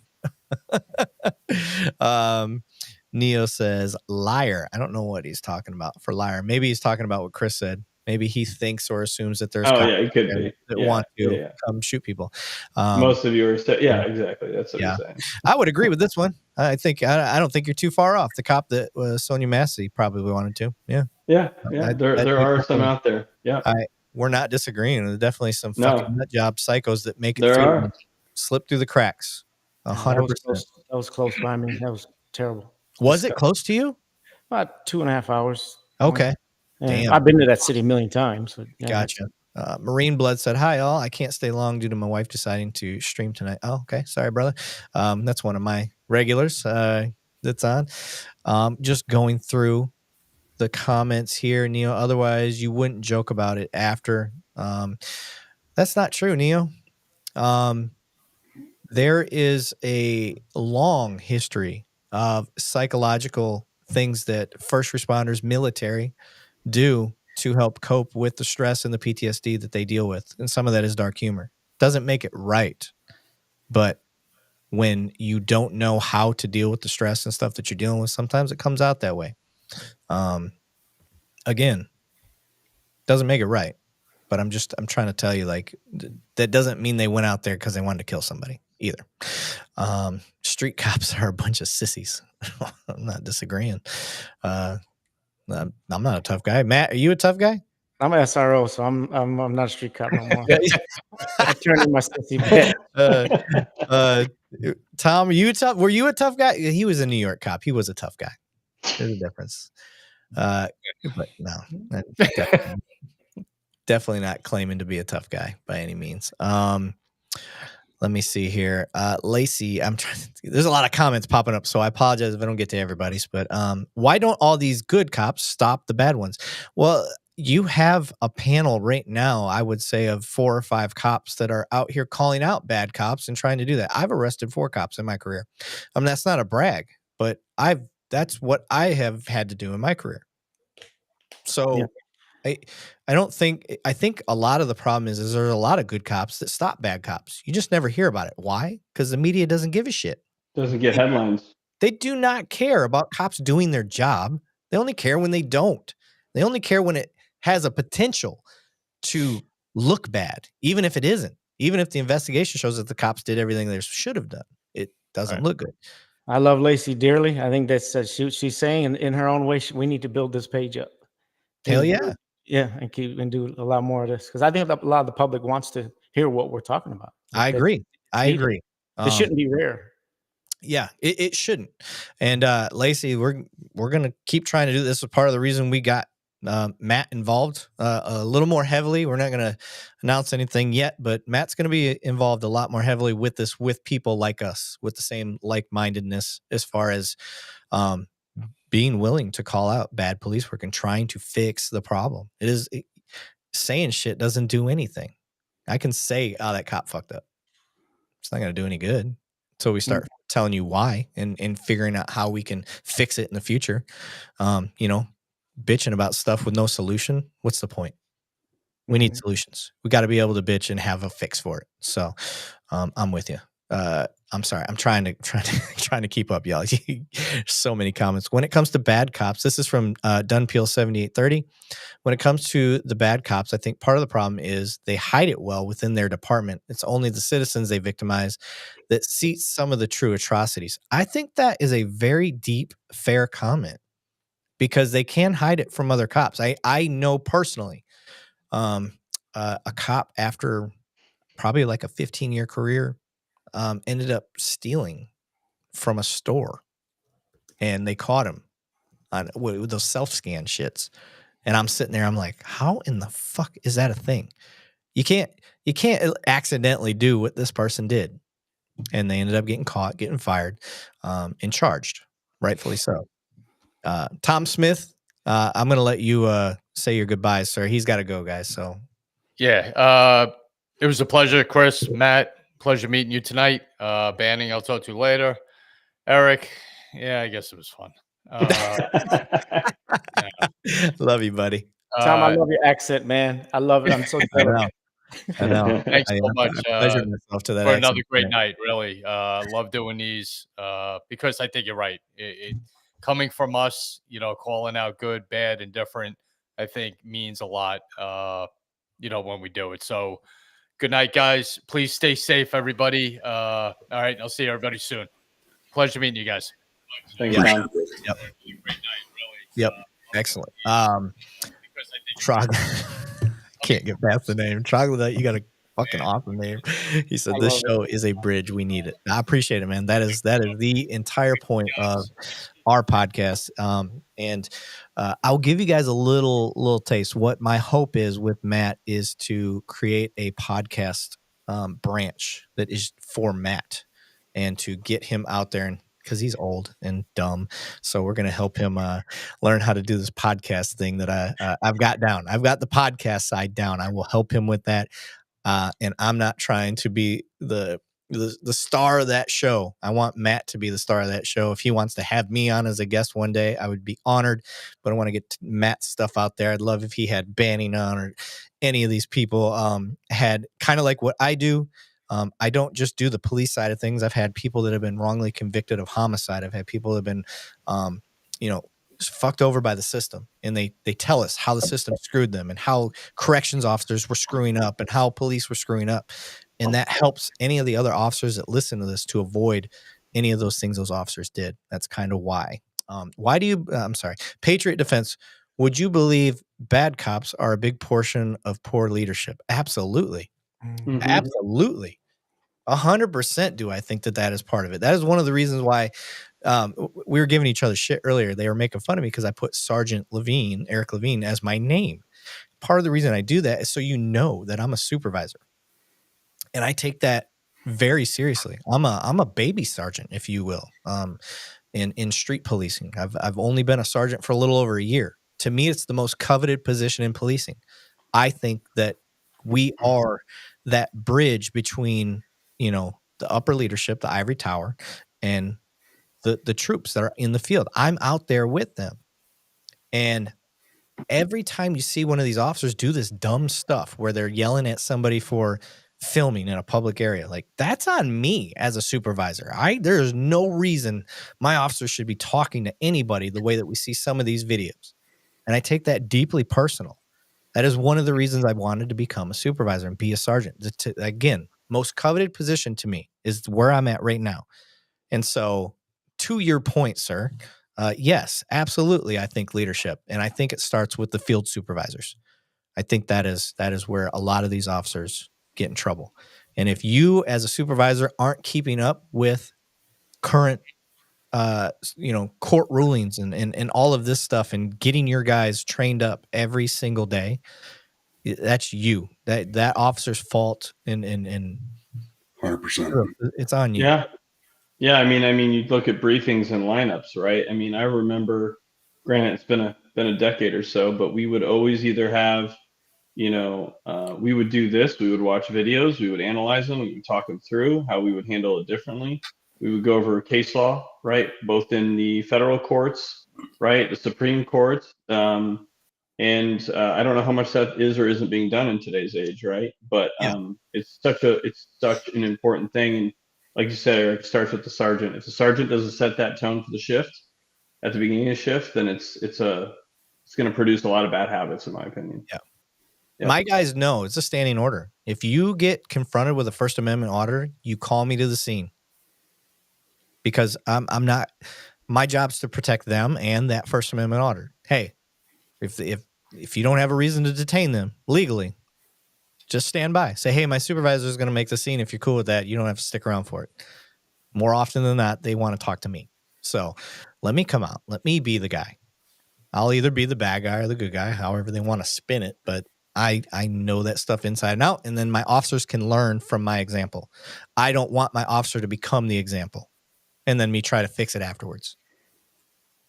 Matt's smiling. What do you got, Matt?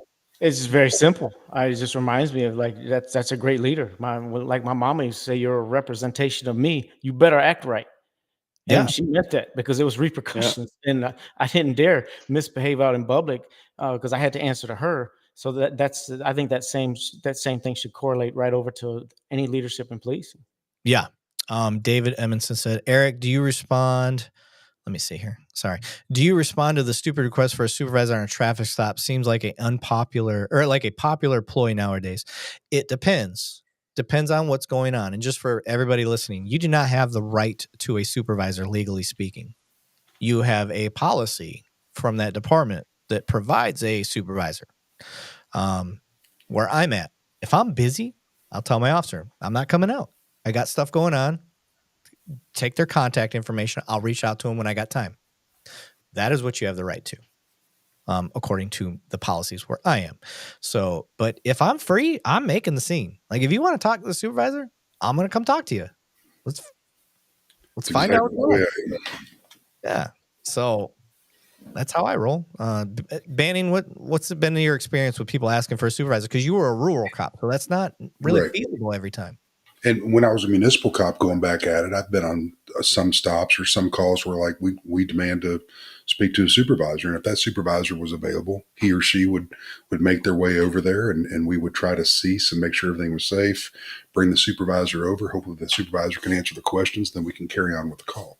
But there is a point in time of the time of the call, the circumstances that are going on. Does it warrant? And everybody's like, oh, if I ask for a supervisor, I should be. And when the call is over with, if you want to go down to the police department and request a supervisor, or you can go in and talk to professional standards the next day, those officers should be trained to be able to take care of that call as much as they can at a patrol level until administrators come in the next day. So, Yeah. I mean, but as a supervisor, if I was available, just like you said, and I can make it over there and I'm not an hour and a half away, depending on what agency I was working for at the time, I'm going to make my way over there. And we as supervisor, we need to make ourselves available for the troops on the ground and for the general public. Obviously, if we have the time. Yeah, I want Neo pointed out. He said, "Damn, dude, is Matt swallowing some pride? Just to talk to these morons."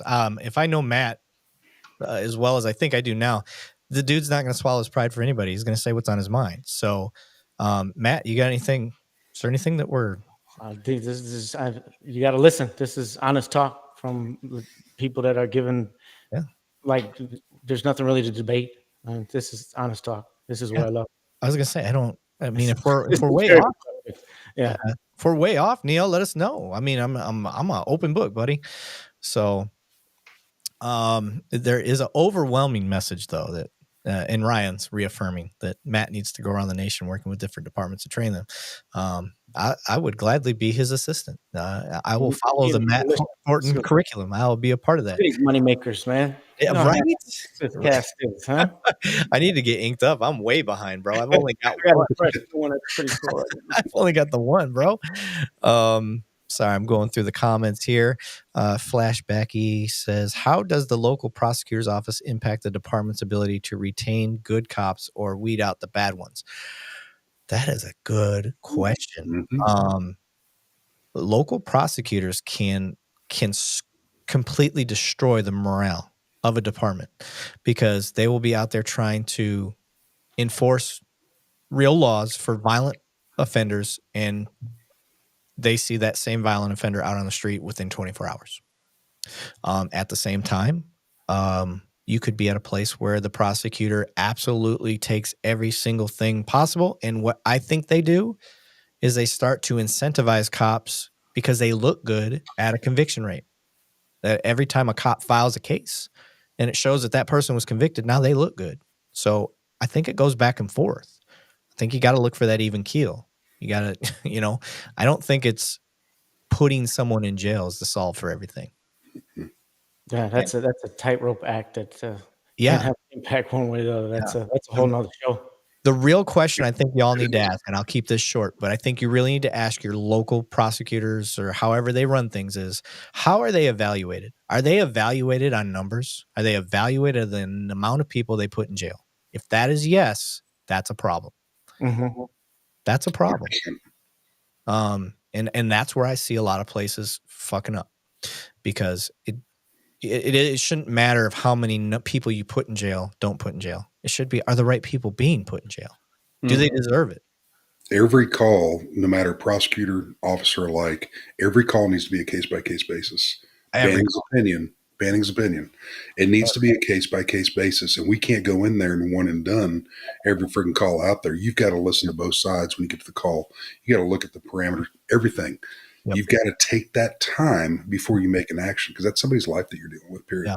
I think that's the biggest flaw in the criminal justice system is that we have a black and white method on a gray matter. They go to jail.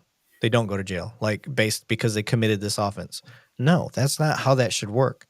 The judge should be able to, and this is being very optimistic, I know, but the judge should be able to look at that and go, all right, what's the greater good on this one? That's not for the cop to make, and that's not for the prosecutor to make or the defense attorney. That's for the judge. Let the judge make that call. But here's the other problem. How often do you hear public outcry about holding prosecutors and judges accountable? Never. Never. That's a thing. this guy's out of jail or this guy's in jail. Well, guess what? The cop was the conduit. He was the pawn. So I'm not making excuses for the cop, but damn, I would love to see a lot more accountability to that judicial branch. I really would. So I think that is part of one of the injustices that we face out there. So sorry, let me get off my high horse here. I'm gonna go back to the video and see how the Axeman plays out here. Yeah, whatever happened to him? Yeah, he got shot. We know that. Don't reach for it! Don't reach for it! Put it down! Put it down! He put it down. I think he's changed his mind. Okay, so from here, first aid, but we got to get that knife away from, or axe away from him.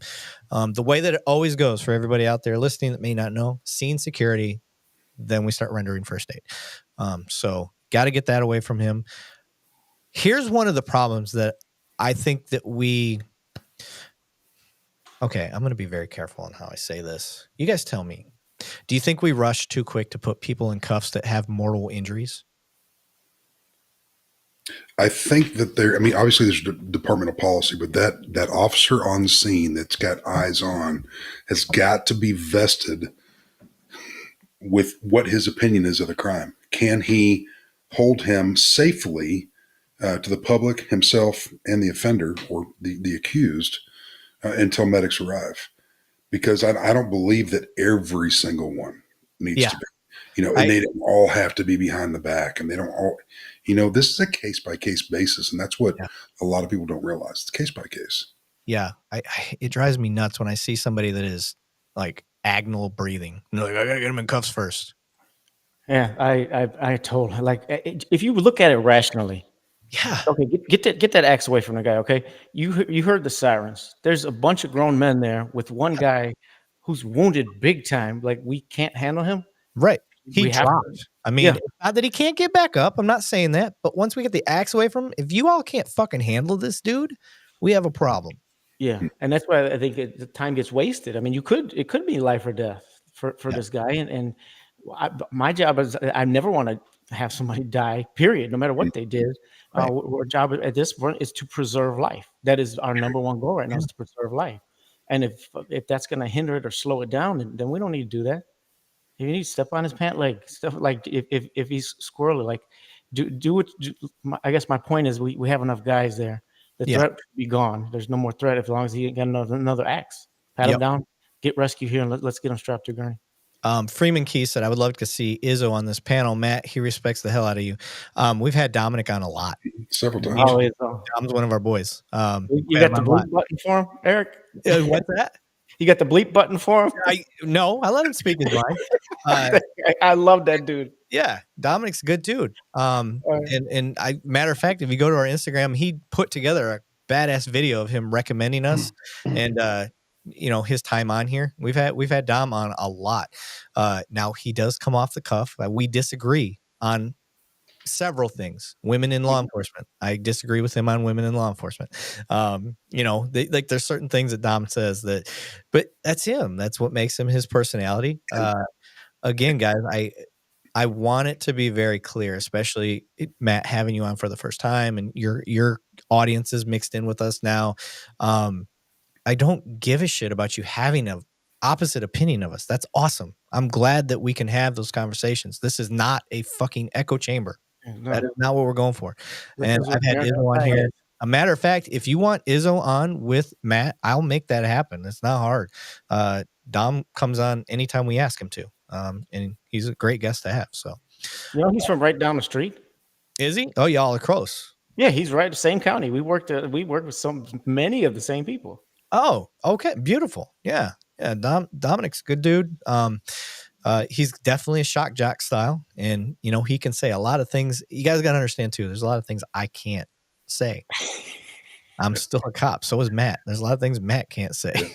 And that dude was gifted with silver hair at a very young age. Times I've told him that, I'm like, Izzo, you say the stuff that we want to say, but we can't say. Right. I mean, definitely not wrong. Deadleg's another guy that helps us out and is a part of our media here. He said it's an opinion. That's why it's open for discussion. It's not like we're debating the earth being flat or not. Oh God, please. If I get flat earthers on here, I'm gonna lose my mind. You're about to get a whole new demographic of followers, right? I know, right? Oh man, that's awesome. All right, let's see how they finish this call out. Hey, don't reach for it. Hey, he's down. Stop reaching for it. He's down, dude. He's down. Where are you guys at? Oh wow, he's got it back. Drop the gun. Drop it. Right now. Drop it. Okay, so beautiful. He instantly, as we were talking, he sees the crossfire and he starts to go back. He is kind of trapped if you look at it. I don't know that he can slip between those two vehicles, and the van looks like. Speaking of, that's an old school van, by the way. But we're gonna keep going here. Put it down. Put it down. Drop the axe now. Put it down. Put it down. Put it down. I fired too. Put it down. Don't reach for it. That was close. She fired a round, right? She fired, I think, one round. Whew. Yeah, that was ballsy. I was uncomfortable with that. I was very uncomfortable with that shot. You made me having a conversation afterwards. Yeah. Like, listen, at the end of the day, scoreboard's all that matters. You hit your target, but damn. Yeah. Holy shit. What would Izzo say? What Izzo say? What would Izzo say? Oh, what would Izzo say? Yeah, what would Izzo say? I know. I've got some ideas of what Izzo would say. I love him, man. I just gotta say. Joseph said, I'm going to the comments, seeing positive change with body cameras, more respectful cops, fewer trials, fewer complaints from the public, etc. I would agree. 350 million calls for service approximately a year. I want you guys to remember this. Majority of police officers have body cameras. 0.006% of those lead to a complaint or a use of force. And then of those 0.006%, even less are sustained. So yes, I think things are getting even better. I'm a big proponent of body cameras. I love them. I think we should have them. Can't wait for the tech to get better. There's a lot of people that are like, cops should have them rolling all shift. They're not capable. They're just not capable. They can't last that long.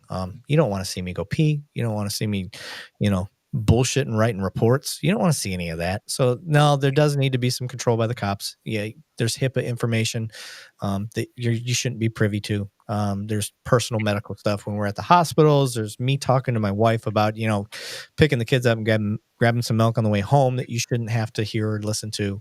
So it's just not there yet, guys. I'm with you. I understand what you're saying. Matt, what's your thoughts on the body cams?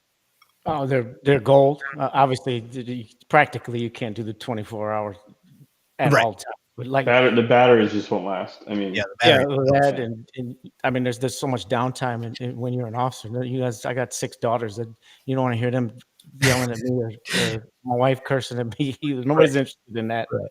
Yeah. But yeah, I think they're the greatest thing to help be transparent, wide open. Like you can see exactly what they're doing. And so many false complaints that used to come in. Yeah. I had quite a few on me in the days, and it's ridiculous. People say ridiculous things. You wouldn't believe what people make up. Oh yeah. But this protects you from all that stuff. And part of the problem that I have with people that file the false complaints in the body camera shows that they're outright lying. Prosecutors will not follow through with filing a false police report. Yeah, that's happened quite a bit. Yeah, I remember and more often than not, the reason being is they don't want to deter that person from filing a crime when a crime really occurs to them. I see the argument. I just don't agree. Personally. At the same time, I think everybody out there should be holding their department accountable with proper policy. If you're on a fucking call, your camera better be on. Damn right. If you got dispatched, the moment you find out you're dispatched to a call, your camera should be activated. Yep. Now, there are certain circumstances, that was hard for me to get out, that you don't really have a choice. It's just hopefully the muscle memory took over. And that's when a crime occurs in front of you. That's really hard to activate your body camera if you haven't trained yourself to do so. Where I work in a It's basically called an entertainment district. So shit happens to us in front of us all the time. Fights, bar closed, all that stuff. Thousands of people in the street. So we all have a good muscle memory of, double tapping that body camera to turn it on when stuff happens in front of us. But other departments, people like Banning that are out in the rural area, and you're only activating your camera, once every, week and a half, whatever it is. I'm just kidding, Banning. I used to activate that even dealing with a bull in the middle of the highway. Oh, why wouldn't you? Great B-roll later on. Right? Having a trophy video. But for me, hold your departments accountable. They need to have, as soon as you're dispatched to a call, that camera needs to be on, and it needs to stay on until that call is ended. Not turning body camera off to discuss, turning body camera off to check computer. No, mute it, angle it away from the computer, whatever you got to do. But that camera shouldn't come off until that call's over with. Yep. And then that's something I've been teaching my rookies recently. Like they think they're done with the call, or there's a good possibility they're done. I'm like, no, you are not done with that call until we're down the road and we're a half mile away. Now turn it off. Just go ahead, Matt. Took the mute capability off of our. We don't even have the capability to mute them. Oh, really? That's good. Okay. Yeah, we still have the ability to mute, and I think that's the reason being is because of tactics, police tactics. Because we have, just for those listening, I'm in a city that's at like 1 million plus people, so we have tax situations that happen all the time where we're working with specialized units, and they're going to discuss police tactics around us. So that's the reason for having the mute button. But I could understand an argument for not having it. I'm looking through the comments and make sure I didn't miss anything. I've even fingered the two guys. I'm sorry, Greasus Crust. Hope I'm pronouncing that. He said, I even fingered the two cops who tried to come on the scene for the first responders on the scene who tried to plant a knife in conspirator, a plan to make it look provoked, but I witnessed the whole thing. I don't know what that's about. Matt, you got anything on that? That's your people. I need a little more context for that. I can't really follow it. Patrick DeCambra said, if they mute their self, if they mute them, I'm going to assume that means if they mute themselves, mute the camera. I'm really having a hard time reading that. They should be charged with conspiracy is what he's conspiracy. It depends. I mean, you got to have a reason. And okay, to help you guys out with policy, you should announce why you are muting your camera. Like, you need to become your own freaking narrator for your camera. Mm-hmm. That is a thing. So if I am muting my camera, if I'm ending recording, I'm telling the camera why. Hey, I am done with this call. I'm ending my investigation. The call is over with. End recording.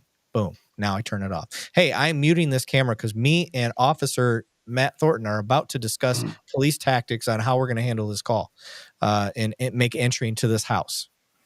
Mute. Turned it back on. Me and Matt Thornton just discussed how we were going to make entry into this house. Now that that's done, I have unmuted my camera. Boom. And I had a wise sergeant when I first got in back in 2002. He always told me, when you're going to that call and you're sitting by yourself in the car and you're either hearing the details from the dispatcher or you're reading it off the screen, go ahead and activate it. Yeah. You may be 2-3 miles there. What's going on in your mind? What are you reading? How are you taking this in? I'm going to a family violence call. Neighbor stated that she can hear yelling. She hears what's, pots and pans going across the kitchen. Narrate that out. Let the public, I mean, obviously you're speaking to a jury, but you got to think about this as an officer. You may be speaking to the friggin' Supreme Court someday. That call may go all the way up. And I like to, you've got to, what they can't see, what, on the screen or whatever, tell them what the input is that you're getting. They can always go back and fact check that later. I like Stinson's argument here. They should not be able to mute. Police can restrict the tax stuff when the video is released. I agree. Mm-hmm. I think it's a great argument. I think to be clear on what you're talking about, a lot of the tax stuff, some of the lingo, and I understand, Eric, we could be talking about, because we do it, our city is very small. I mean, on the map, it's small on the map. Right. I could be saying, like, I know so-and-so, hey, he's over there. He's been selling guns and dope out of that base, right? Like we're something that we're actively working on. that we may go here later. That's the tactics I think that you're referring to more than giving up an the investigation general and stuff like yeah, that. Yeah, that's there's fair. some stuff that we don't want out there quite yet. Yeah, no, and again, I really like what JC had to say, and I'm looking for his comment. I missed it. Scrolling back, but what JC was saying is that's true. It can be redacted, but here's something to consider, guys. Somebody's got to do that. So now you're going to pay another person or people to go through video camera to body cam footage stuff and find things to redact. That's going to be more money that's coming out of the department. So things to consider.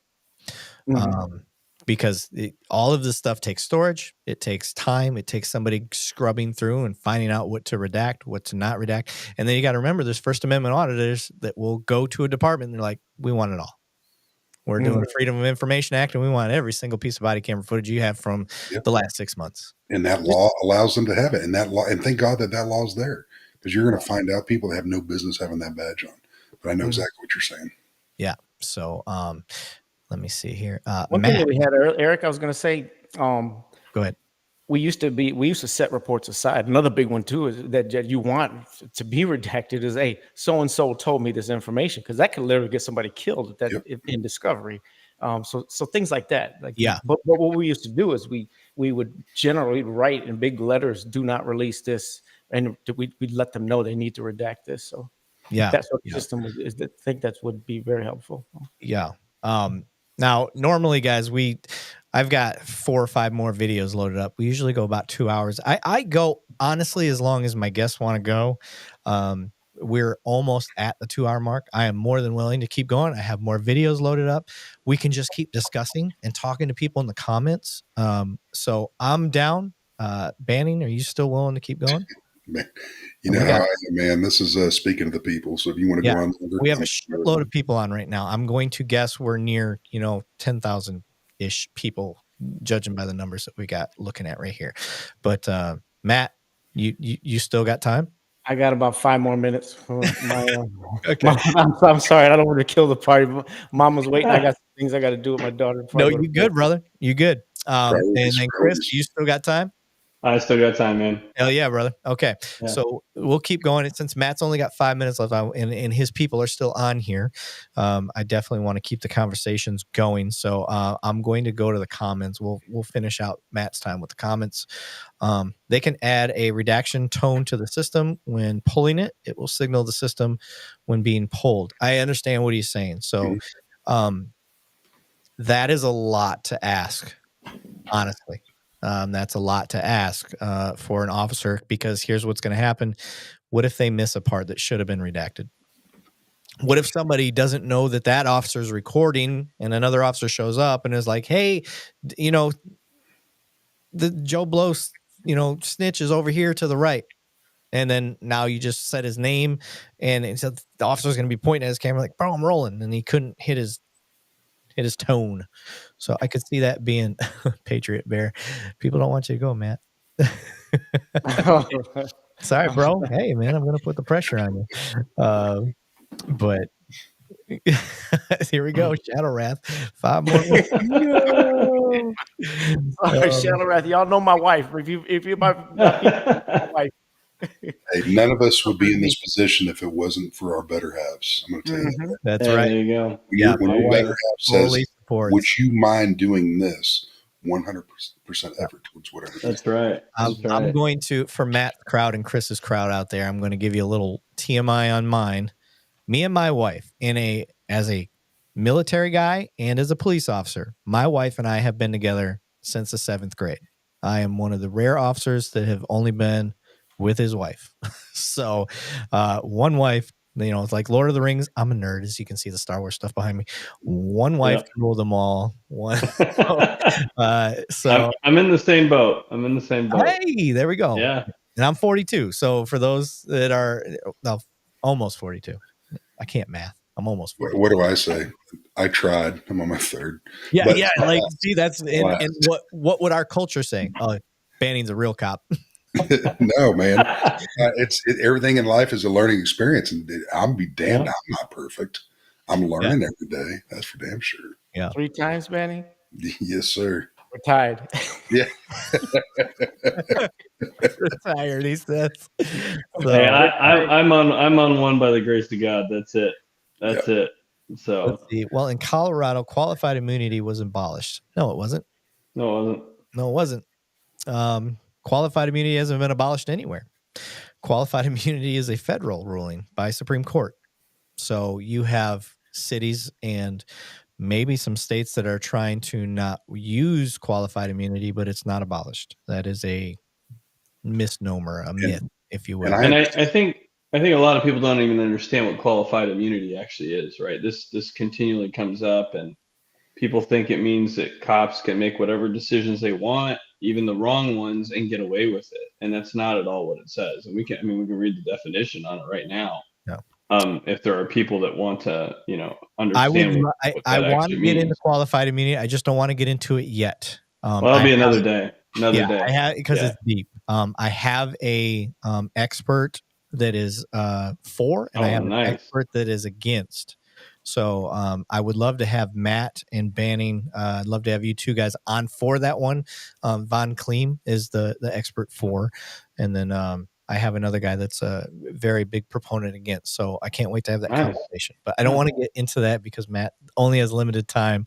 Oh man, they are really not happy you're leaving, Matt. Give me the date. We'll do this. This is so much fun, man. I'm glad you liked it, man. This is a good time, isn't it? It is. And I like the fact that I know you, Matt, you have so many followers out there. Chris, I don't know how many you have, sir. I don't bring a lot to the table for your follower count. I promise you that. And then with us, we've got about 330,000 followers. We're not on Matt's level yet, but we're getting there. And but I like to combine those groups and have these discussions, because how often do they get to see us put out our shit? And then maybe we'll respond to some of their comments, but like on this, they get to be there. They get to be a part of it. They get to ask us this stuff, and they get to hear our genuine reaction to these things. Like, we've been talking for 2 hours. If I was full of shit, I'm maybe that would have came through. Maybe you think I'm full of shit. I'm okay with that too. Obviously, I like to talk, so I try to pass that mic on. But let me, Matt, you gotta go. I know you gotta go. So is there? I want to give one last shout out to Tim E, who's piped up a lot of there on the comments. Okay, he's the one who actually told me about you. Oh, yeah, nice. He's a very critical thinker. He's no nonsense when it comes to holding cops accountable. And he's like, I think I got a guy for you to meet, and that's how I found out about you. No shit. Oh my God. I cannot tell you how many people in my comments were like, yo, you're like Matt Thornton. You should talk to him. You should have him on the podcast. I'm like, who the fuck is Matt Thornton? I never heard of him. So finally I got somebody that had commented to send me a link, and it was your TikTok. So then I started going down your TikTok rabbit hole, and no sexual pun intended on that. But as I started going down the TikTok rabbit hole, I'm like, oh my God, I love this guy. I like tell you're a good people. Yeah, dude. You know how it is. It's how it is with police work. We can read people. Yeah. Oh, yeah. That's what we do. As you and I talked on the phone, I was like, bro, I can just. Oh, that was right. I was like, I can just tell. I was like, we're gonna have a great time. Talk to my wife. Yeah. So I'm glad we finally, one, you got permission to do this, and two, you finally were able to make it happen. So very cool. Tell your people. We appreciate it. Tell the wifey, thank you for letting us borrow you for 2 hours. Love all you guys, all my people, everyone that tuned in. Let's do this like consistent. I'm gonna hit you up tomorrow, and we'll get the next one on the calendar. Hell yeah, bro. Yeah. For everybody listening, we try to do these Monday nights at 9 p.m. Eastern. We have pretty good rapport going with people on that time and date. But yeah, thanks. Matt, we appreciate you. Thank you for being on. Everybody else, we're going to keep going. I'm going to go for another at least half hour, and we're going to bring up some more videos and just sit here, bullshit, discuss, talk. Matt, your people are more than welcome to stay if they want, but it's not. Stay and chat it up, and you get real answers. I love you guys. I'm going to get out of here, but yeah, hit me up. I hit you guys up. God bless all you guys. Appreciate it, brother. Thank you for coming on. Thanks, Matt. Take it easy, brother. Now let's see if he can figure out how to log off. He did. We were making fun of each other for being old and not know how to use it. But all right, I'm going to go to the, I know. Okay. Listen, I know you guys want to get into qualified immunity. I really want to. I really want to. It's one of my favorite topics to talk about, but I don't want to come across as the biased, controlled person. I want to have an expert on both sides and let them talk, and then I'm just going to chime in. That's how I want to do it. Because qualified immunity is a deep topic. It is. Yeah. There's a lot to it. And so I appreciate you guys that keep bringing it up, because I think it is an important topic. I've had some plans on it, and I'm trying to get that going. One of the people I'm trying to get for that is Colian Noir, if you're familiar with him. He's going to be my third party objective person, because he doesn't have a dog in the hunt for or against. So, and he's an attorney. So that's who I'm looking for on that. But anyway, let's get into the next video, see what we got. I'm going to share this video somehow. Share screen. Boom. This one is also from Police Activity. Shout out to them. Thank you for providing great content. Please make sure you guys follow Police Activity. They are not a sponsor. They do not even know that I exist, I don't think. So here we go.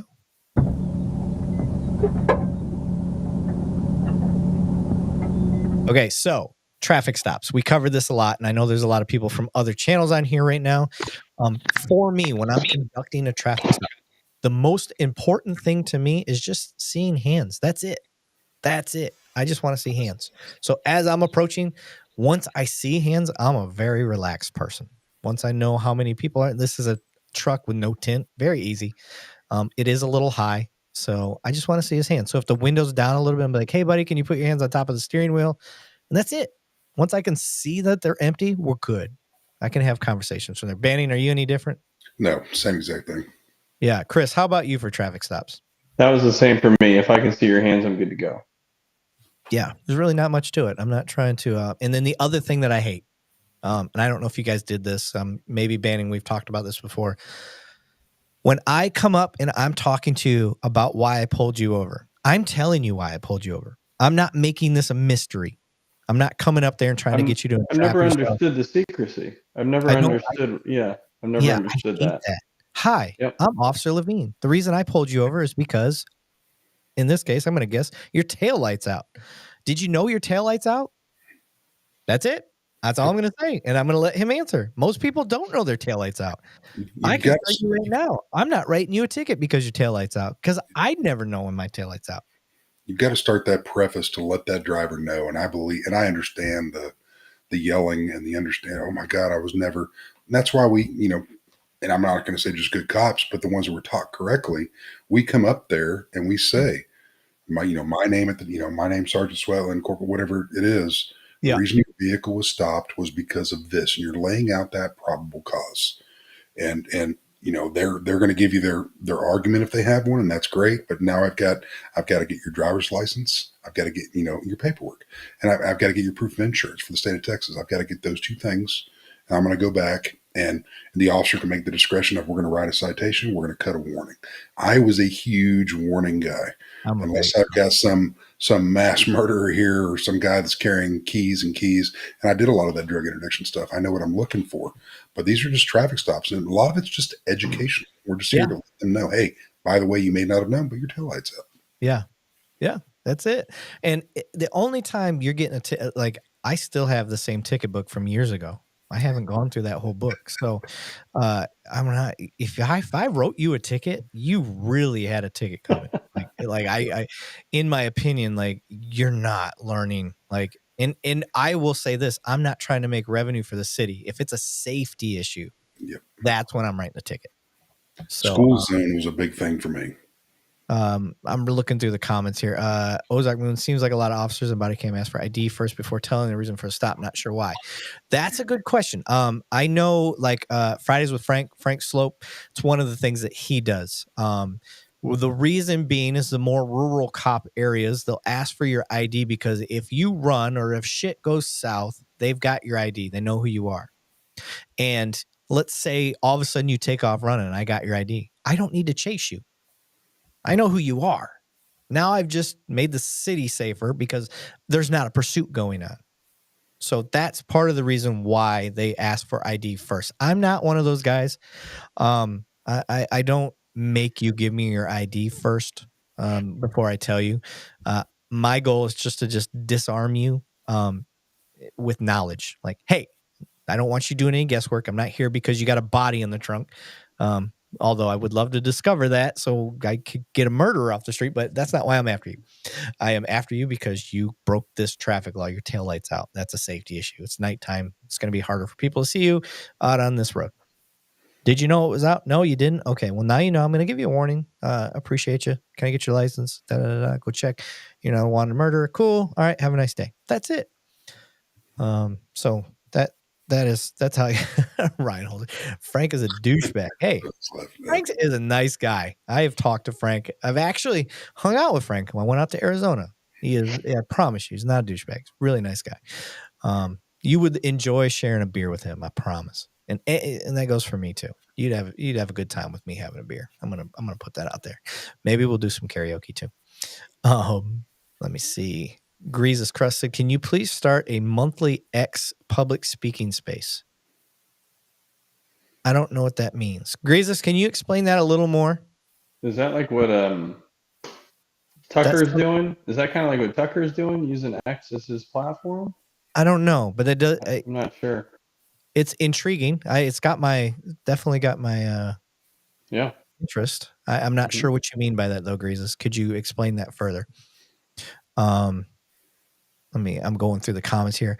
The last time I was pulled over, this is from Jeff Parrish. The last time I was pulled over, I was immediately lowered my window, put my hands on the top of the steering wheel. When I asked for my ID, I stated where it was and I asked for permission to get it. All of that is great. Do I think it's necessary? I don't think it's necessary, but that does make things way easier for us as cops. Takes out a lot of the guesswork. I do it now. If I get pulled over, I have dark tint.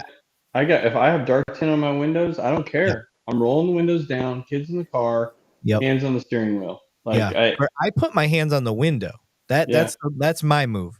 I'll put my hands on the window. So and I've gotten tickets, guys. They come up and they can see it all the way out. Because I don't play the cop card. If I don't have a gun in my car, I don't play that card. The only time I do play that card is if I have a gun in the car. Hey, I have a weapon in the car. It's my off duty. And I'd let them know that right away. So I show them my police license and why I've got a gun in the car. Like that's more often than not, they're not going to give me a ticket anyway because of that. But I do it because it's a safety issue. The last thing I want them to find out is there's a gun in the car, and I didn't tell them about it. But anyway, I'm going through the comments here. Edu. It is evident that no number of men, by conspiring and calling themselves government, can acquire any rights whatsoever over the other men and men's property, which they did not have before. Spooner.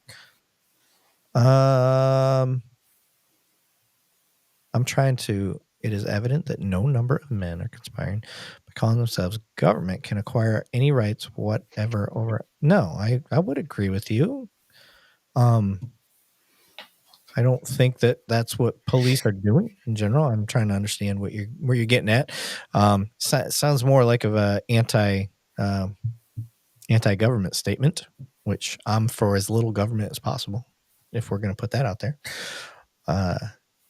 I think if cops explained why they were doing what they were doing, it would help de-escalate. I can't stand that. Do what I say without explaining. I agree, Freeman Keys, to a certain point. Yeah, I was going to say to a certain point. To a certain point. If on a traffic stop, sure. On a active shooter where the suspect's wearing white shirt, white pants, white shoes, and all of a sudden I run across a guy that's got white shirt, white pants, white shoes, and I tell him, get on the fucking ground, get on the ground, get on the ground. That is not a time for me to say, hey, man, there's an active shooter around here. He's wearing the same thing that you're wearing. Like, no, I'm not going to get into it then. Comply with what I'm telling you. My gun's out. It's in your face. Like, that is kind of a serious thing. So, yeah, I'm with you on that. Let me see here. Way too many beta males are hired as cops. Whatever psych test, they keep missing them. Okay, Rob, that is a good subject to talk about. I will tell you my problem with the hiring process for cops. They do not do a social skills test. They do not do an emotional intelligence test. Yep. So, Can you talk to people? Can you just have a conversation with somebody from thin air, right? It's a right. lost art. It's not something that you can train necessarily either, right? You either have it or you don't. And I totally agree with you, Eric. Like, why is there not a social component to this? Right. I would almost, I mean, it's okay. I guess as many tests as you can have is great, as long as they have some merit to them. But one of the hiring problems with police is, I think emotional intelligence is probably one of the most key components to hiring a cop. And that is such a new statement to police work that they don't even know what the fuck that means at most departments. And that is tragic. But I will say I didn't know what it was either until maybe 7, 8 years ago. So that is a big problem. And to Andy Fletcher's point, can you hold back your ego? That goes into emotional intelligence. The basic, I will give you the dumbed down version that I understand of emotional intelligence is it's just understanding why you feel the way you feel about something. Why am I mad that this person saying something is making me mad? What about it is making me mad? Oh, it's my ego. Because I don't have a legal bearing to do anything right now. So I need to chill the fuck out. Yeah, I'm upset that this person is challenging my authority, but I don't have any authority right now. I need to recognize that. Like, I think there is definitely a natural reaction to people bucking against you trying to do your job. That's with anybody. That's at Subway. Hey, man, I decided I don't want that bread. After you've already made the sandwich, like all the way through, you can be like, fuck. It's the same thing in police work. You know, oh, you don't have a right to, you can't tell me what to do. And you're sitting there and you're like, fuck you. Yes, I can. Oh, wait. Do I have a legal authority to do what I'm doing? Why is that making me mad that he's saying that? Oh, it's my ego. Like, emotional intelligence is huge. It's practice. It does take practice. I definitely didn't have it when I was younger. Needed to learn. But Lacey R., do you guys disarm people just for your safety? No, I don't disarm people ever. I should take that. I disarm. I was going to say. I disarm criminals. You know, Yeah, if you're a criminal. But if I pull you over and you're like, hey, I got a gun in my glove box, or hey, I got a gun in my center console. Okay, cool. What are you carrying? It's Texas.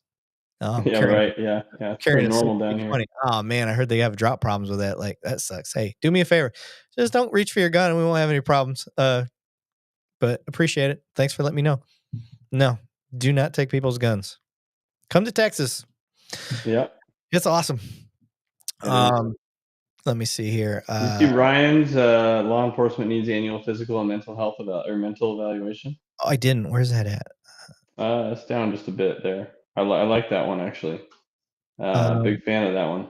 I didn't see it. I'm still trying to scroll through it. Ryan, you said Ryan? Yeah, Ryan Holzinger. Yeah, Ryan Holzinger. Oh, I got it. Yeah. Oh shit!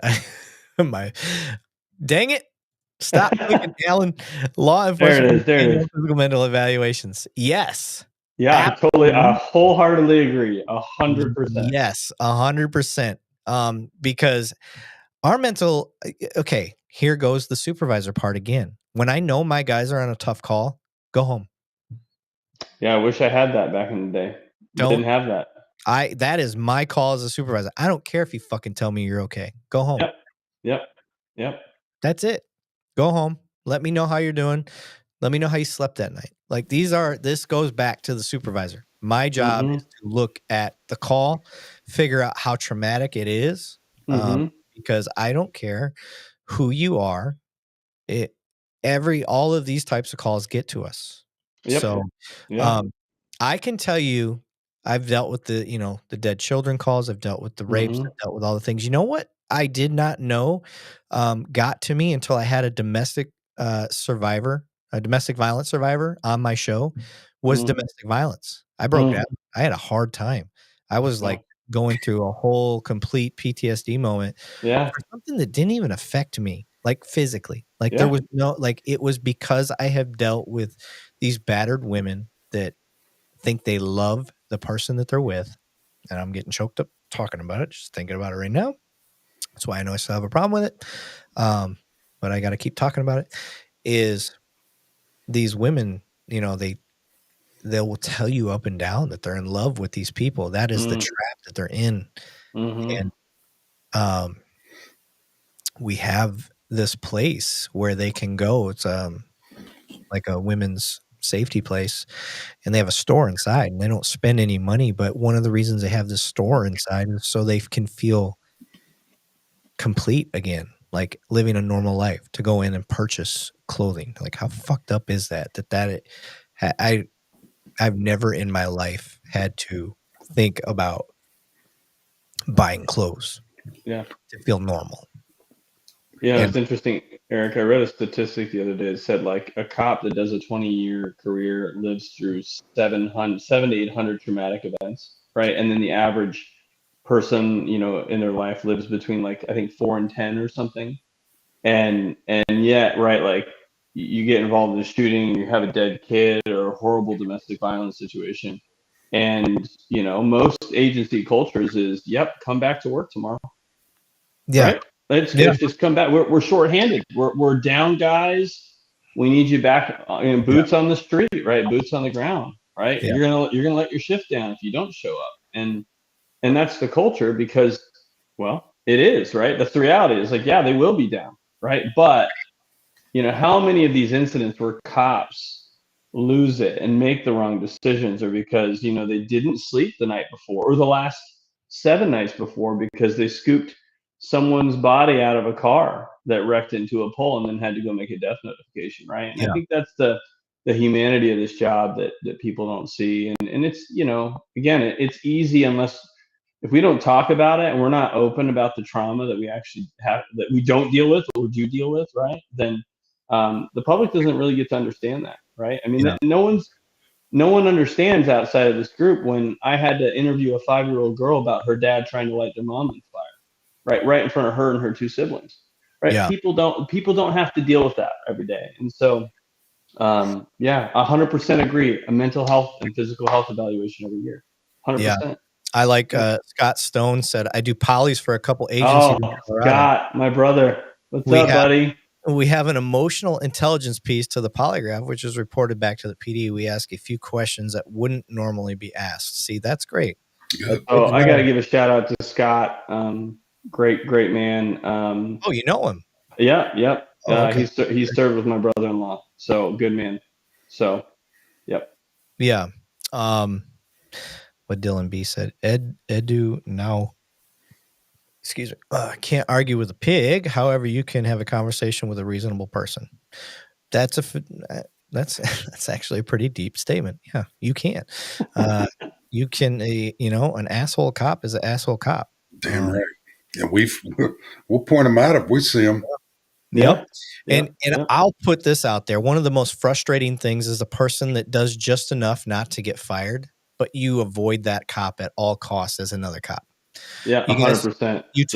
You guys all have brought up, and I'm with you on this. Like, there's nothing more frustrating than being around a cop that lives and dies by the letter of the policy, the law, and they're just an asshole. And you're like, fuck that. This guy's on my call. I'm out. Like, no, 45 him. He's not cut. 45 is, at least at my agency, is how you cancel having somebody show up to your call. Eric and I know Chris has done the same thing. I mean, you've got somebody that you don't have the power to remove that person for whatever inability or fire starting ability they have when they come to a scene. You don't have to come. They don't have to come to your scene. You can freaking tell that person on scene, get the freak out of there. They're going to make it worse. That is our scene. Yeah. Edu said, Socratics is my approach in humanizing the situation as much as I can. That's a good method. I'm not bad. I'm down with that.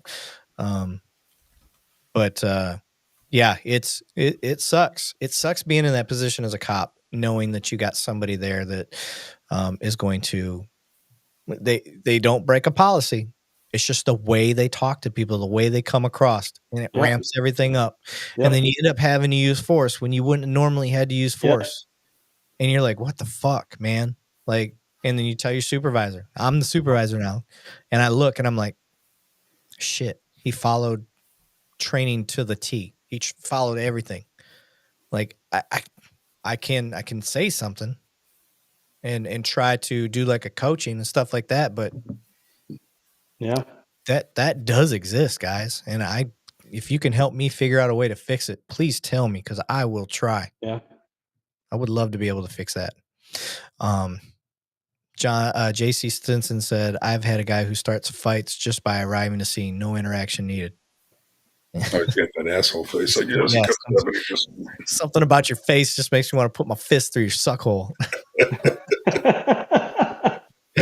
I can't remember what movie that's from, but I know the line. Let me see. Wait, what? You had to use force? From Friends in Code. They're condescending to the public. Yes, they are. 100%. They are 100% condescending, and there's nothing you can fucking do about it, and it drives me up the wall. Damn, I hate it. Anyway, I'm gonna keep going with this video. I was trying to share that. Got off on a sidetrack here. How we doing, Jeff?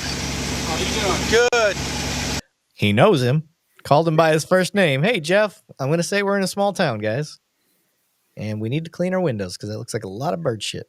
Danny, you know a thing or two about You can't stop me right now. Why is that? Because I'm turning myself in before 2 o'clock. I gotta go to Walmart, the gas station, and take this truck back home, and I'm being brought back to town.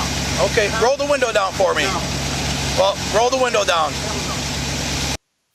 Okay. So I'm going to assume he knows he's wanted. He has warrants. He said he's going to turn himself in by 2. He's just got some chores to run. So this could be an opportunity for some community policing. Mm-hmm. Hey, man, I'll do you a favor. This is just me spitballing here. What chores do you need done? I'll go see that they're done. Yeah, I need some groceries from Walmart. I'm bringing them back to the house, and I got to do whatever that other thing you say. All right, cool. I'll go get that done for you if you'll turn yourself in.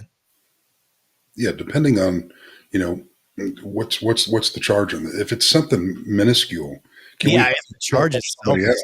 I mean, if it's something that he's out, he may cause harm to the public. That's a different story. But there's so many warrants from A to Z that are out there. If it's traffic citations. Yeah. And that's a big thing. And my guys and myself, and I know both of y'all, we can exercise that on where we can help and where we cannot. There's shalls and then there's you should. Yeah. So and we have to have that ability because it's the human race, period. Yeah. Ryan said, I don't have time for this.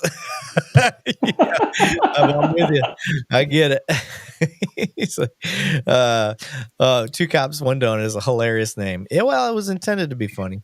I will tell you this. I am a military cop and I'm a city cop. That is where the 2 cops and 1 donut came in, but we've since expanded. We're getting bigger and much more in weight. Yep. Yeah. And without giving too much away, Matt's going to be a part of that, y'all. So Ward said, look, nobody wants to go to Walmart. Eddie said, I subscribe and want to see more. Thank you, guys. I appreciate that. Truly do. Let's keep going. Jeff, if I have to smash the window, you're going to catch another charge. Okay? Hop out the truck. Not exactly the way I would want to go with this guy. He's me reading people. Like I said, I want to figure out the diplomatic way. Hey, bro, I see you got some chores to do. What do we got to do? But again, it depends on what the warrant's for. Yeah. Telling him I'm going to smash his, 1988 pickup truck's window, which will probably be more expensive to get fixed than getting a new truck would be for him. That could actually be a really nice Silverado. That could be a cool truck. That is definitely for sure. Greaser said it. Sergeant Erik Lavigne, I am from the other side of your thin blue line, but I want to help. I witnessed 2 cops shot an innocent girl in Arlington, Washington about 5 years ago. She lived, was paid off. What? Interesting. I'm curious how she was paid off, but Yeah, definitely message me on the side, bro. I would love to talk. Maybe you'll be good for doing an episode with. You bet. By the way, one thing that you guys will notice that I often do, anybody that's anti-cop, anybody that has a very passionate belief about something in police work that isn't pro-cop, I'm going to offer you an opportunity to come on the podcast and talk about it. I will not shut down your freedom of speech. I promise you on that. That's So, what we're about here. I mean, yeah. we're humans, man. We may have a job that's different than yours, and you may have had a bad experience, but let's talk about it. Yeah. So all I ask is you have a microphone. And I won't necessarily, if you have something where you think that you shouldn't be seen on video, although I prefer video, honestly, I just think it humanizes both sides, and to get your point across. But I at least need you to have an external mic, like a somewhat decent mic, under $100, but something other than the laptop thing, because we want your point to get across, and sound is the most important quality for a podcast. So that's all I would ask. You could even be on here on a live with us, and we'll just X out your photo. You don't even have to have a video. So I don't want you guys to think that we're, like I said, we're not an echo chamber, and we definitely offer your voice. Well, so we don't mind a pseudonym is fine. A pseudonym is absolutely fine. Yeah, you don't even have to use your real name. So we definitely offer that out there. Ryan Holzinger, you're definitely welcome. That is for sure. I want you to be on with us, bud. You crack me up, man. Very fun. But so I see a lot of people out there. I'm anti-bad cop. I'm with you. I am anti-bad cop too. There's nobody that hates a bad cop more than the good one. So let me Greasa said, my Andy Griffith approach is a serious prospect to getting back to community policing with community support. I don't disagree with that. There was a big proponent that the Andy Griffith Show had down, and that was knowing your community, knowing everybody in there. Yep. Having a rapport. Foot patrols. The tough thing though is everybody's understaffed, right? Yeah. You don't have time to get out, walk your neighborhoods, walk your shopping centers, right? And if you look at the big picture on this, and I don't give a shit what the media is saying, you fund the police more, and you as a community come up and speak at city council, you go speak to your commissioners, and you want those beat cops. You want foot patrols out in the areas that it would matter to go out and talk to these kids and stuff like that. I'm going to tell you right now, a lot of things change when humans that decide to wear that badge get out in that community, and the people gets to understand who they are. It goes a long way. I mean, we could sit here and talk for hours and hours on how far that goes. Yeah. Yeah. There's a couple of people in the thing asking how they can find our stuff. I'm not a big promoter of myself. I probably should do it a little bit more, but you can find us on YouTube at 2 Cops 1 Donut, all spelled out. If you just want to listen to our podcast, it's the number 2. I'm actually gonna put it in the chat, but the number 2, the number 1, 2 Cops 1 Donut. So, oh shit. Clicking on stuff I'm not supposed to. So you'll find us there at both of those, or you can just go to 2cops1donut.com, all spelled out, and you'll find all of our stuff there too. But we're in the process of expanding majorly. We're trying to get people just like us, like Matt. Matt's going to be a part of what we're doing. I got another person named Daniel that was a Albuquerque retired cop that turned lawyer. So you're going to get a very unique perspective from him. But again, he has the same mindset that we have, where we're not an echo chamber. We're trying to call it the bad, we're trying to call it the good, and we're trying to emphasize how to fix all of it. So let me see here. Ryan said, oh, I could make it real interesting. Do you guys accept sending your videos on TikTok? We put our videos on TikTok. We're on everything. We are on TikTok, Facebook, Instagram, Clapper. It's kind of on Rumble. I don't post up on Rumble as much. I started Rumble because it was a backup in case YouTube pulled us, but Rumble no longer pulls the YouTube videos automatically, so I kind of gave up.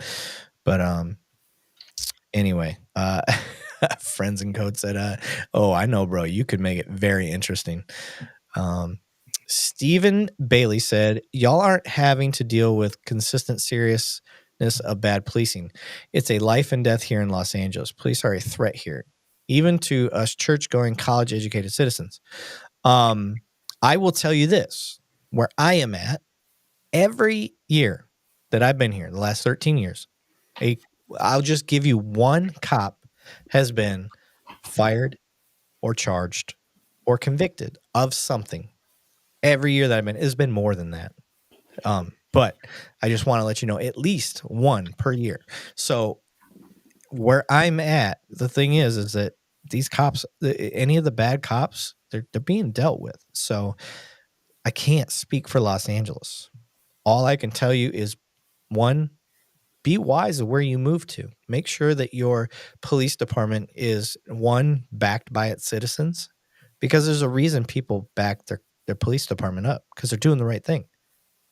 So if you find a department that is backed up by the citizens, that's a good clue. Politics aside, that's a good clue. And I know a couple LAPD cops that have not made a lot of friends within their department because they call it out. Yeah. They're there, and they've been there. One of them's been there 23 plus years.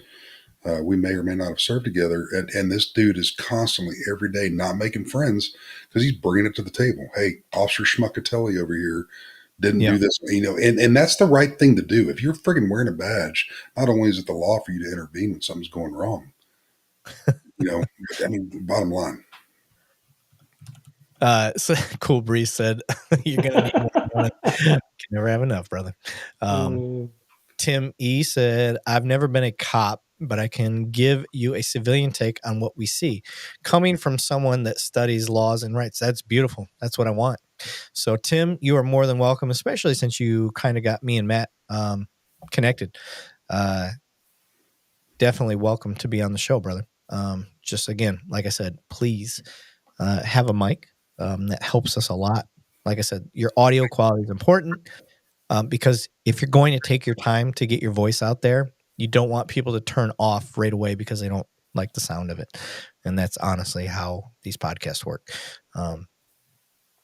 But I'm going through the comments here. Friends Code said, hey, Sarge, on the DV, I'm glad to see you working your tools to help your mental side. Thank you, brother. I appreciate it.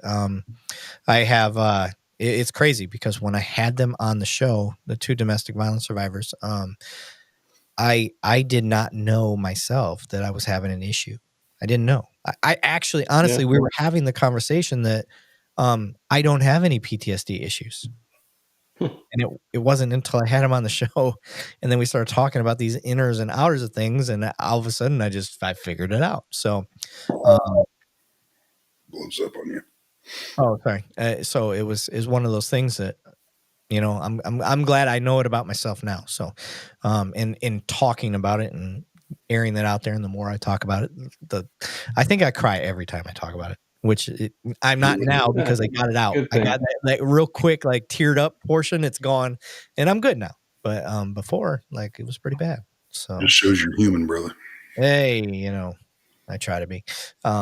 John, JC, Stinson. I'm sorry if I call you John because I have a friend from high school named John Stinson. So I keep saying that. JC Stinson said, as a supervisor and a former instructor of the Army Military Police Corps, I had the ability to stop people working the road where I worked. Fort Carson was my biggest challenge. That's awesome. I love my military cops, my Army cops. I really like they're our big brothers in the Air Force because we basically branched off of the Army. But my favorite thing to make fun of the military cops in the Army is where us as Air Force cops got to carry one in the chamber. You guys weren't trusted enough to have one. So he said, it is John. Beautiful. That worked out for me. Fucking beautiful. As I just busted his balls. Freaking awesome. He said, Big Red got it right. Just shows you human. I was like, what's Big Red? He's calling you Big Red.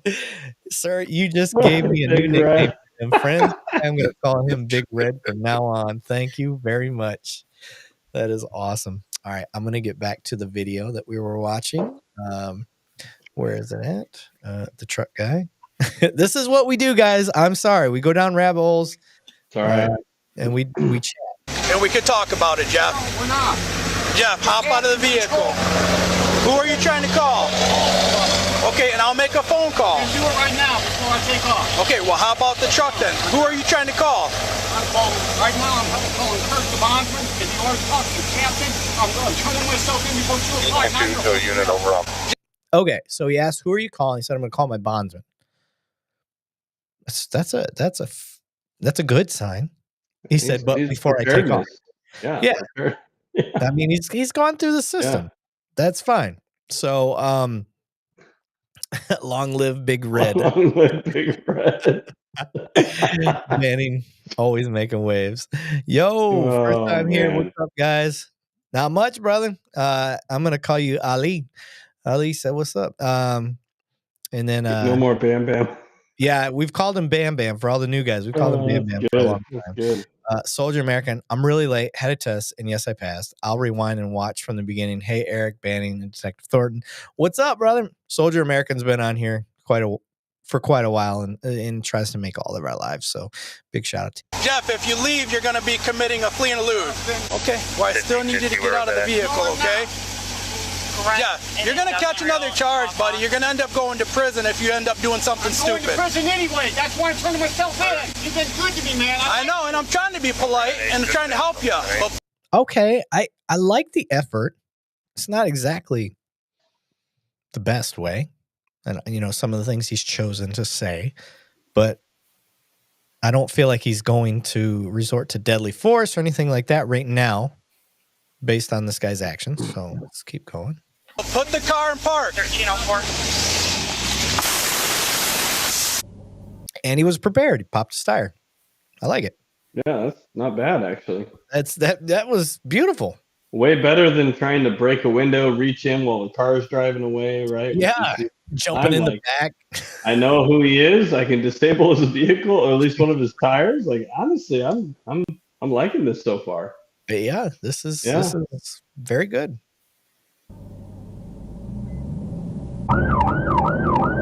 Okay, now we got a pursuit. Always traffic. How many people are on the road? Looks like we're going through a residential area. I'm going to try. Those are 35s on that truck. So already look at that sag. Yeah, that's a good sag right there. Yeah, it's not going to be a quick truck by any means. All steel though, so it's definitely a missile if it starts to pick up any sort of speed. For me, I'm just going to stay way back.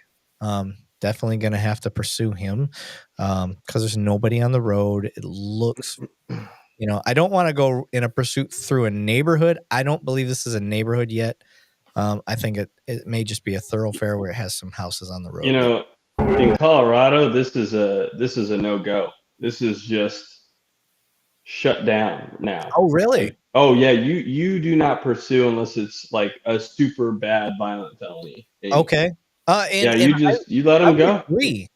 Yeah, stolen cars. You don't even pursue stolen cars in Colorado. Haven't for a long time. I would agree. We know who he is, so I'm not going to pursue. Yeah, right. Yeah, exactly. Yeah, and I flattened his tire. I'm going to follow in the direction I think he's going. But if he picks up speed that's beyond the speed limit, I'm not going to go. Yeah, just gonna let him go. Just keep damage to non-police property for now. You know what I mean? Yep, agreed. And then where his house is, and yeah, I would send a unit to Walmart, and I would send a unit to to Walmart. Yeah, self-checkout line, post out and self-checkout line, right? Yeah, Tim said that's good thinking, popping the tire, and Ryan Holzinger said Colorado is so liberal. Hey, but weed's legal. Oh yeah. All right. I'm okay with following him. He's not blazing. He's going slow. Be positive with him. Westbound, Michigan.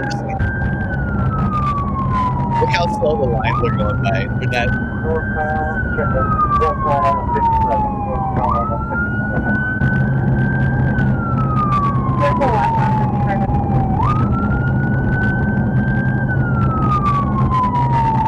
Turning on the 39. Turning north on the 39.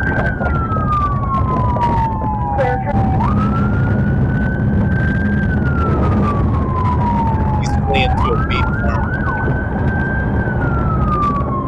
Why did you let the unmarked?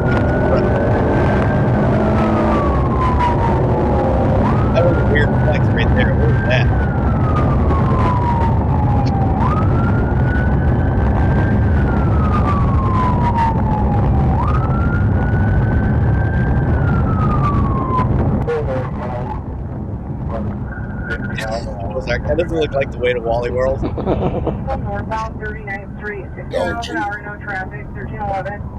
Well, it's definitely not high speed, right? I'm not going to pit him. I like this. No. I think they're just going to slow down, make him stop. Well, I'm not going to get out of my damn car right there. Good Lord. What is happening? Yeah, I don't know about this. What is Grandpa doing? Jesus. So I'm thinking, and I don't know any of the details on this, but it probably went into the county. This may be a county unit, and he knows his roads a little bit better, and maybe he took primary on it. Oh, you could be right. Yeah. Just a guess. This is me as a city cop. I'm not following. I don't understand all this. There's too much dirt tags in my vehicle. I'm going to remain. Yeah, this when Grandpa, old white hair, gets out, guns drawn. Like, man, I'm hoping it's getting conveyed across the radio as the primary officer. Like, hey, this is a guy we know. He's just being an idiot. Like, hopefully that's being conveyed. Like, relax. Yeah. But I definitely don't like getting in front of this truck and unassing before everybody's even stopped. And then now what have we created right here? Here's another problem. We've just created an exigency. We've put ourselves in the path of a fleeing vehicle with our guns drawn. If this guy even inches forward and they start to shoot, Yeah. you know what I mean? Like this is stupid police work, in my opinion. Like, what did you just do? He was already slowing down. What was the need to get in front? Like, I don't like this shit. This is how we get into uses of force that we don't need to get into. What do you think, Banning? I'm right there with you. I mean, it's going blue on blue. Obviously, there's no houses in the area. It's an okay place to stop somebody, I believe. I can't see the GPS location per se. Yeah, it looks great. And these I'm going to say county guys only because of what I said earlier, in my opinion. They're basically turning themselves into the primary on this, but it's a very dangerous way to do it. Yeah. Dylan said guns drawn. What the fuck? Like, I don't mind guns drawn. That isn't such a big deal to me. What is a big deal to me is the position you put yourself in. I don't know if you guys can see my mouth. Okay, I'm pausing it, but you're now in front of the vehicle. If he starts to move forward, if he's still trying to flee but not hurt you, he's only got one way to go, and you put yourself in that position. I'm 100% with you on that, Eric. And you and I have spoke at length on unfortunately in the past of officers putting themselves in this way and then gets into a deadly shooting. Right. It's something that you don't have to introduce yourself to. You can get the person later, period. Yeah. And again, it's like the Sonia Massey thing. I always come back to that. I'm like, because that jackwagon put himself in the position of exigency with the boiling water. He should have never went in the house, period. Should have never went in the house. Yeah. There's so many times that he could have left that they should have left. So I look at this and I'm like, all right, guy's fleeing at, Mach -4. It's going slow as shit. Like, relax. Act like you've done this before. And maybe they haven't. Maybe that's the ruralness of where they're at, and they don't deal with this a whole lot. T Ward said, "I'm guessing there's going to be a mullet involved here." So I'm all for calling out bad police work. I'm not saying what they're doing is necessarily bad police work. It may be all they know, and like you said, it could be rural, and they don't know this guy. Don't know his history. Fair, but you just created an exigency. I don't know, man. Like he's identified. Like, I'm gonna go back to that. We know who this guy is. We know who he is. Yes. We know where he lives. We know he likes the Walmart. And again, we don't know what he's wanted for, but clearly that officer, he knows the guy well enough that for whatever he's wanted for, that it wasn't enough to break the window. It was enough to he's like, I'm gonna pop the tire and wait till he runs out of gas or the wheel falls off. Right. Like, man, I don't know. Yeah, man, I'm gonna give Matt Thornton's crowd a good some kudos, man. You guys have a level head, and you guys come up with some very good comments. Like, his crowd has got some spot on stuff, man. I really like it. Like, I don't feel like you guys are trolling just to troll. I feel like you're backing it up with some very good comments. So thank you very much for that. This wouldn't be completely impossible if my policies for the anti-Griffith approach, because a big part of it is police gun discipline. I agree. I love that he keeps going back to the Andy Griffith approach. Yeah. I feel bad though that I'm old enough to remember the Indy. Oh, I watched it. I watched it in black and white, and then when they colorized. Yeah. So again, it was all reruns. Hey, I'm gonna be 40 next month. I'm not too far behind it. There you go. Yeah. Banning's gonna be 78. So best looking 78-year-old there is. Hey, well, he was a Marine. So Banning, Big Red was a Marine. So he is a Marine. Once a Marine, always a Marine. All right, let's see what old Gray Bush is doing. Hands up! Copy, following stop 13 call. What don't you understand? Keep them there. No, he understands. Don't like him. That's Wayne County. Open it. Open it. What county? That's Wayne County. I'm going to go back just slightly. I believe that's Wayne County. When I saw the door open or shut. Right there. Correct me if I'm wrong. Who was it that was from Michigan? I think that was Ryan Holzinger. Ryan, is that Wayne County, buddy? But I'm going to keep going. Get out. Open it. Open it. I'll smash it. Open. I'm gonna. Open it now. I am. Don't grab me. I'm already hurt. Hop on out. Step out. Okay, hands are clear. Can my brother come get my truck? Quit reaching. I ain't got nothing. Turn around. I'm not gonna lie. I would have already been laughing on scene dealing with this guy. I'd be like, "All right, man, listen, put your hands behind your back." I would have let the other two officers know, like, I'm gonna holster and let me handle him. This guy, like, you can read him. You can read him. I'm not gonna say I'm the best at reading people, but 99.9% of the time, I feel like I'm pretty accurate. And reading this guy, he's. Turn around, face the car. Turn around, face the car now. I am. Turn around and face the car. Which way? Right there. He just wants a little bit of level of control in his situation. He That's just all wanted it to was. get groceries for the family before he went to jail. Right. Yeah. You know? There are some people that just want a little bit of control, and I am willing to, like, if as long as it's not going to create a safety issue for me or what I believe to be a safety issue, I'll give you as much control as you feel comfortable with, as long as I'm getting what I want to.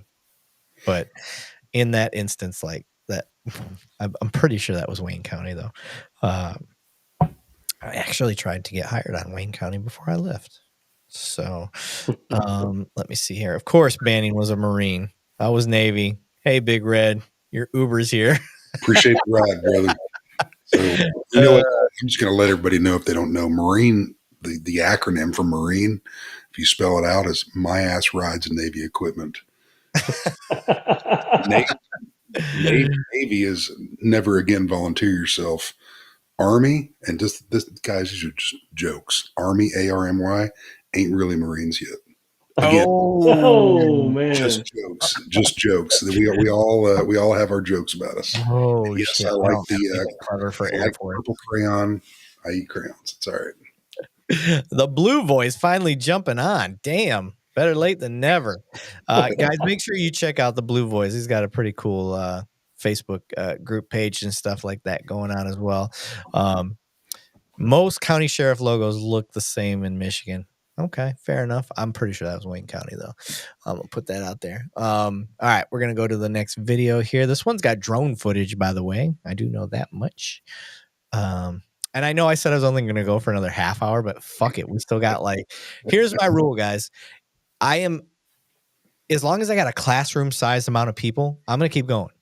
As long as all my other people are. So 30 or more. And right now we are floating around a couple thousand. So if you guys are game, I'm game. Let's keep going. I know the smoke wagon whiskey I've been drinking is hitting. So once we get done, I'm going to go in the house and I'm going to raid the pantry. I'm going to be eating a bunch of dumb stuff. Time for some ramen. Oh, whatever's available. I don't care. I think there's some old pizza in there. So I'm going to go down that road. Let me see here. Share screen.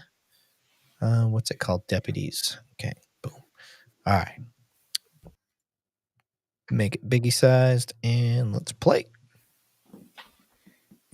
Did I hit play? Yeah, I did. Drone footage. This is going to be a cool video. We've never done one like this. This is interesting. Yeah. Oh, they synced it up with the body camera. Oh, they highlighted. Okay, so okay, I'm gonna pause. Okay, so from my understanding, and I'm guessing here because this is the first time I've ever dealt with anything like this. We have a drone over, a tactical situation. All of our cops, if you can see my mouse, are here. We are on farmland. For those that just listen to this later, and it looks like our suspect is somewhere around this car because they have it highlighted. That is my guess. And this is a tactical nightmare.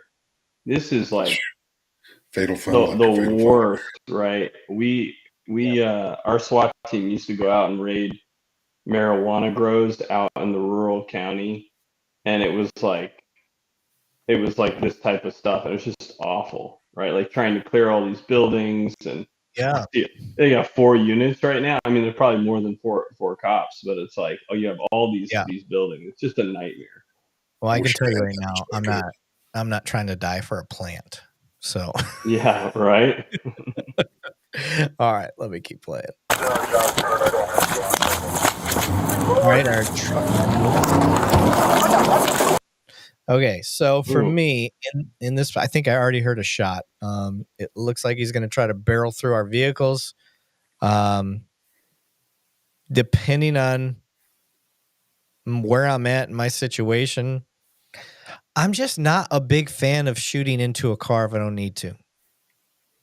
If I don't need to. So who else is in the car? I mean, that's the first thing that comes to my mind. Right. This driver maybe being a retard and doing something that a reasonable and prudent person wouldn't do. But who else is in the car that has not made that decision? Right. That could be, a freaking liability anyway. Yeah. And again, this ain't Monday morning quarterbacking. I understand if another officer decides to fire. Like I get it. Me personally, you're reversing. I can't really see you getting up to too crazy of speed to where I think I'm going to die from it. And can I get away from the vehicle? Can I, it just depends. I guess it just depends. Let's keep going. But they fired well before that ever happened. And we don't know what he's wanted for. This guy could have just, lit up a school. I don't know. Maybe they saw him flee into that vehicle with a rifle. All of these different things. If you had enough time to get a bunch of unmarked TAC units, which is what it looks like we have, they know a lot. They know more than we know. Mm-hmm. Ooh, I don't like all this crossfire. Yeah, so much crossfire. Oh my word! But they're a little bit too far from the L. I don't mind these two being across from each other, but just depends. This ain't horrible. This ain't horrible as long as these guys right here where my mouse is are aware of these guys. If it looks like they're up on a hill, maybe. Yeah, if they're all aware of each other, I'm definitely okay with it. But I think I've been. I hear a dog. Oh, he's still alive. The door open. I heard you shot me. Stop moving! Stop moving! Stop moving! Stop moving! No. Oh, some dogs got. Oh no! No, when dogs are involved. Yeah. Please don't shoot the dogs. I mean, if they got hit while they're in the vehicle, I get it. But right now, please don't shoot them. I hope not. I don't want to see that. Stay on the ground! Dogs hit! Dogs hit! Let me see your hands! We're good! Okay. I'm right behind you, Josh. Right behind you. Oh, I like that they said that out loud. Guns down, guns down, guns down. Like, that's cool. Communicate. Hey, we got a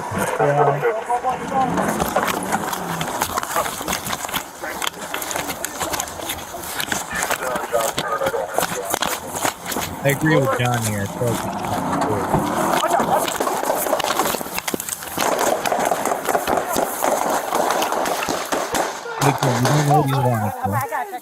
I think I've been. Oh, the dog got hit. That's that. That's a pain sound from that dog. That makes me so sad. It looks like he got a something.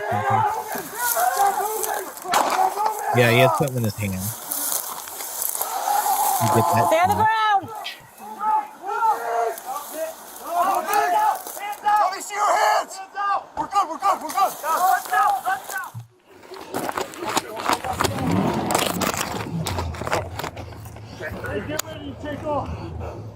Someone yelled out dog hit. So they were concerned about that. That's beautiful. He got behind the heavy machinery. That was a smart move. I like that. And I don't think he would, obviously, he wasn't firing. Seize fire! Seize fire! Seize fire! Seize! He's up! He's up! He's up! Stop moving! Stop moving! Stop moving! Stop moving! I want to point out they just fired there, and none of these guys fired in sympathetic fire. So anybody that's familiar with police tactics and stuff like that, one of the things that tends to happen is when one officer fires, everybody fires. These guys were disciplined enough that kind of tells me that they didn't perceive a threat. They didn't have a threat to shoot at, so they didn't. Where when we watched the last video, you could see something in that guy's hand as he exited the vehicle, and you heard one shot. So maybe that's why. Definitely not making an excuse for it, but we don't have a whole lot of info on this call, so we don't know what he's wanted. Yes! Yes! Dog's hit! Dog's hit! You look like a Roddy, too. I grew up with Roddy. I'm right behind you, Josh. Right behind you. Hands up, I got you. You're allowed to shoot me, huh? Get close, get close. I like this guy still talking shit, though. But it looks like they're rendering aid, too, right away. Yeah, absolutely. Yeah. K9 3 we need ambulance up here. Tim, a male with gunshot wound. Down. Move. Yeah. Freedom for everyone except tyrants. Is this the domestic enemy warned of by founding fathers of America? I don't know. Don't have enough information to tell you. Don't know what this guy did. I don't know if you're considering the police officers in this case. I wouldn't think it's fair either way to say that the cops were in the right or the cops were in the wrong, or that the guy that got shot was in the right or in the wrong. We don't really have enough information. But I will say that I do think they fired too early. That's my opinion based on knowing shit all about the call. I don't think I personally would have fired at a car reversing towards me with a road that I've got blocked off. It's just me. And that's a totality. I mean, there's not other innocent people that are involved in that. So people understand when Erik says that. It's not like he's backing towards a crowd of people at a circus or a public event. Yeah. You know, obviously we have to evaluate every situation on that. So yep. Joseph said, overall, pretty good, but teachable moments for his team and others. Marksmanship matters. Bad guys train too. True. Ward is asking me to read the description, so I will. Let me see. Disclaimer, this content video is educational purpose only. Steuben County, New York, October 21st. At 12:40 a.m., deputies with the Steuben County Sheriff's Department responded to a 911 call to check on the welfare of a person at a residence on Angel Road in Cameron. When officers arrived, they encountered 50-year-old Alan Hode, who allegedly fired a shotgun at the officers and went into the residence. For several hours, officers negotiated with Hode in an effort to get him to surrender. Hode then left the residence with what appeared to be a long gun and drove his vehicle through a field to a second location. Hode then allegedly drove the vehicle towards the officers, which we saw, colliding with one of the police cars. Officers discharged their service weapons in response, striking Hode as he exited the vehicle. Hode was transferred to the local hospital where he was later pronounced dead. Officers discovered the shotgun in Hode's vehicle at the scene. So, already a history of violence towards officers, right? Yeah. Tim said, what do you guys think of the militarization of police, like just street officers? Well, it depends on what you mean by militarization. There's people. Okay, so I wear what's called an outer vest carrier, meaning you can't. My bulletproof vest is now outside of my uniform, and I can wear all the stuff that was on my belt now on my vest. Some people call that militarization. I call that saving my back. Yes. That's what I call that. I wish I could have done that 15 years ago. Right. So for me, I'm looking at the health and safety concerns of cops. End of the day, that's the, like I look over function over look, perception of, the way it looks. So I guess it really depends on what you mean by militarization. I see Greasus's comment too. I think the public doesn't want to be policed by stormtroopers. I'm looking for that. Although I love Star Wars. I love stormtroopers. Yeah. Where do you see that? I'm sorry. It's highlighted. I think the public doesn't want to be policed by stormtroopers. Absolutely. I don't disagree with that. It just depends. I mean, what are we talking about? Are we talking about the way they look? Because if we're talking about look, like I have a hard time supporting that idea. I want to know how it functions. And I want to know that a cop. We also relate back to the Bank of America. So think about the call, Bank of America, years ago, when all these patrol officers showed up and these guys were out there with two, rifles going against the police. Eric, do you remember that? AKs in California. Yes. Oh, yeah. So, and law enforcement was not prepared. What did law enforcement do? Law enforcement went to pawn shops. SWAT team was gearing up. They were getting the stuff ready, but the public was still in danger. So do I think guys need to go out there dressed like stormtroopers? There's a ton of different definitions on that. Do I think guys need to approach a traffic stop with the normal general public with a rifle? Absolutely not. Okay. Do I think that the equipment needs to be readily available in case the shit hits the fan? Excuse my French. Absolutely. Do we need to have access to that to protect the general public when needed? Yes, we have got to have that in our vehicles as a go bag, whatever you want to call it. Then yes, I'm not saying militarize anything. I'm not saying any of that, but we've got to have that equipment ready if and when the time comes for it. Yeah. Howard County Observer said militarization would refer to how the police treat the public.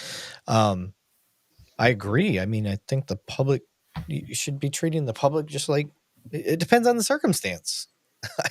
How do you treat, somebody running up to you and is like, officer, can I get a picture with you?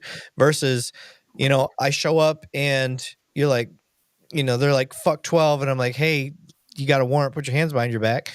And they tell me, I'm not going back to jail. Like there's obviously a difference in the way I'm going to treat that person versus the person that runs up and just wants a picture with a cop. Like, I don't know how to answer your question necessarily. I have a pretty strong opinion on this one, actually. Having sold body armor and sold everything from, concealable carriers to uniform carriers to the full, like, I guess you would call them tactical, right? The full load bearing style. And, when you see cops get gunned down because they had a plate carrier with rifle plates in the trunk, when they could have been wearing that and it could have saved their life, to me that there's just no conversation with that. Again, that's my opinion, right? But like you said, Eric, it shouldn't matter. Like regardless if I'm wearing a concealable uniform, I'm going to treat you with the level of respect that you deserve to be treated with until you do something that dictates that I have to come in and be the police, right? And it shouldn't matter what I'm wearing that dictates how I treat you, right? And so it's about preparedness. And obviously in Texas, there's a big push for what's the active shooter response program here? I'm blanking on it right now. It's the big training thing they do. It's a national thing, but it kind of started in Texas for school. Alert training?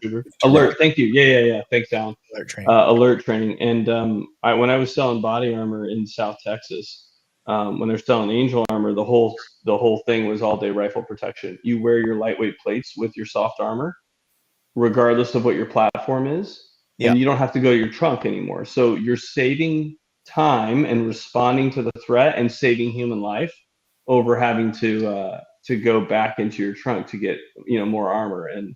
And so I'm all for do what makes sense so that you're prepared. So Yeah. that's my opinion. But freedom for everyone except tyrants said public employees have risen over employers. So the way that I interpret what you're saying there is that, you know, cops think that they're over top of the citizens, that their tax money employs us. We, the people. Public servants have usurped power. How many Americans are in gulags, prisons for inalienable rights when public servants do as they will? I'm going to just, I can't really, it's too vague. That topic is too vague. I can't really attack that on a for or against. But I will tell you this. There has been no time in policing than there is today that is harder to get anybody to do this job. Recruiting is down. Nobody wants to be a cop. So in that, the reason being is because cops, they're not just being arrested and charged and fired or any of those things for normal shit.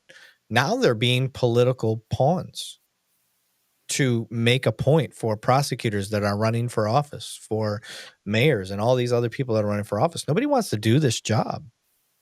And it's not that I don't blame them. I'm kind of fortunate where I'm at. It's a very great place to be. And I feel like I've got the backing of the people that pay my salary. Citizens support what I do. You know, so it's hard for me to speak from a perspective of knowing exactly what you're saying. And it's not that I don't think that that's not possible in other places. Very well could be. But right now, I don't see that. Tim said, I just don't know you guys like I know Matt. Just trying to get a feel for how you guys are. Matt's a rare breed and hoping you guys are really stand-up guys. I hope we are too. I mean, and I'm going to speak on that for just 1 second. And all yours, Banning. I talk too much. You know, no, it's just that there are so many cops like Matt. They just don't have a platform. Yeah. There are so many cops like us that don't have a platform. There are really good cops. Now, the bad ones out there, if we see it, we're going to point it out, period. Bottom line, I agree. They should not be wearing a badge. I agree. They should be buried under the jail if they're violating this and this, period. They should not. Just like we echo on most of our shows, nobody hates a bad cop more than a good cop. And unfortunately, from what we get to see in the media is bad and bad and bad. And then you can look at the percentile of how many calls are actually dispatched within that same hour around the world or just across the United States. It's less than 0.1% of cops violating somebody. There are so many good cops out there. And I want people to remember that. Yes, there are the bad ones and they get highlighted. And by God, get them the freak out of here. Yeah. I hate that. But I'll get off my high horse on that. Stinson said, yes, having plates and donning a tactical vest, i.e. magazines and other active incident equipment. If you were to look at me when I wear my gear, I wish I could show you a picture. For the most part, my magazines, instead of them being on my belt, they're on my vest. Instead of my tourniquet being on my belt, it's on my vest. Instead of my body camera, well, you won't really see a body camera on a belt, but basically everything that was on my belt is now on my vest. So it looks more tactical, but nothing's changed. It's all the same stuff. And then where the lightweight plates come in handy is having outer carriers that can insert those plates inside of them. You still can't tell. It looks like a regular vest to anybody else. So if optics are your problem, there's definitely a solution to it. I think what I have is the solution. It looks like a regular police uniform. It looks European. If I were to really say anything, it looks like a European police officer, because they're kind of the ones that started it. But what it's doing is it's taking the vest, it's taking the belt off of your lower back, and it's distributing the weight evenly across your body by having the outer carrier, which means your officers are going to be more healthy. They're going to stay in the street longer, and they're not going to be banging out, injured. So that's the plus to that, which is good towards your money. Where people start to, I just saw the last one that said pistol or magazine, or rifle magazines. I don't have rifle mags on me. If I need my rifle, when you get issued a rifle, you tend to have 3 mags with it. Okay. When I get my rifle out, I never have the other rifle mags with me. That's just me, because there's 30 rounds in that mag. And I've also got my pistol and my mags with me with that. The odds of me going through 30 rounds of rifle ammo are so low. Now, will I ever judge another person for carrying all those rifle rounds with them? No. But for me personally, I'm going to have my rifle, the mag that's in it, and I probably won't have another one. Yeah. And if the day comes where I fucked up and I needed more rifle rounds, well, that's the risk I've accepted for myself. I'm not going to put that on anybody else but myself. Yeah, back in 2015, I don't know if you remember the Planned Parenthood shooting in Colorado. Yeah. You remember that one? Yeah. Yeah, a guy walked in with 4 AKs and over 3,000 rounds of ammunition, and he rained havoc for 4 hours, almost 4 hours. Shot, I think, 6 cops, multiple civilians, and he finally surrendered when he ran out of ammo, basically. But again, the first officer was Garrett Swayze. He was a university cop. He was wearing level pistol-rated body armor. He ran to the scene. He was the closest guy, and he took a round right to center mass because he had no plate carrier. He had nothing, right? And so he gave his life that day. And it's those types of calls, right, as you know, that change your perspective on how you carry equipment and how you're prepared in the event, in the 0.001% chance that might happen in the rest of your career. It changes your opinion on carrying one extra rifle mag, right? Yeah. So it's crazy how these one-off events, for most officers, can change your mindset and trajectory on how you carry equipment for the rest of your career. Yep. I'm trying to understand James J. Parker being executor of the trust. That's a long name, brother. If the cops don't the 5 elements of the First Amendment, they are a bad cop. Does anybody? I don't know what the 5 elements are. I don't know what that is. So I apologize. If you could bring that up, explain what that is to me. Tim said Howard County Observer, because cops that speak up, their bosses don't like it and they get fired. That is a problem. That is a reason you will never hear me mention my department. However, I will tell you that my chief knows what I do and he supports it, but we do have to keep it separated. So I've been trying to get my chief on my podcast. He's willing to do it. It's just the dude is so freaking busy. I can't get him on here. So is what it is. It was the same with Matt. Matt had to get approval to be on this, and it took a while. And that's why we've been in talks for a minute. Finally got it, and now we're rocking and rolling. Going through the comments, so Griza said, as a police liaison between officers and the public, can you understand that modern media, mainstream media, is more your enemy than even the public enemy? Oh, agreed. Because the public needs clicks.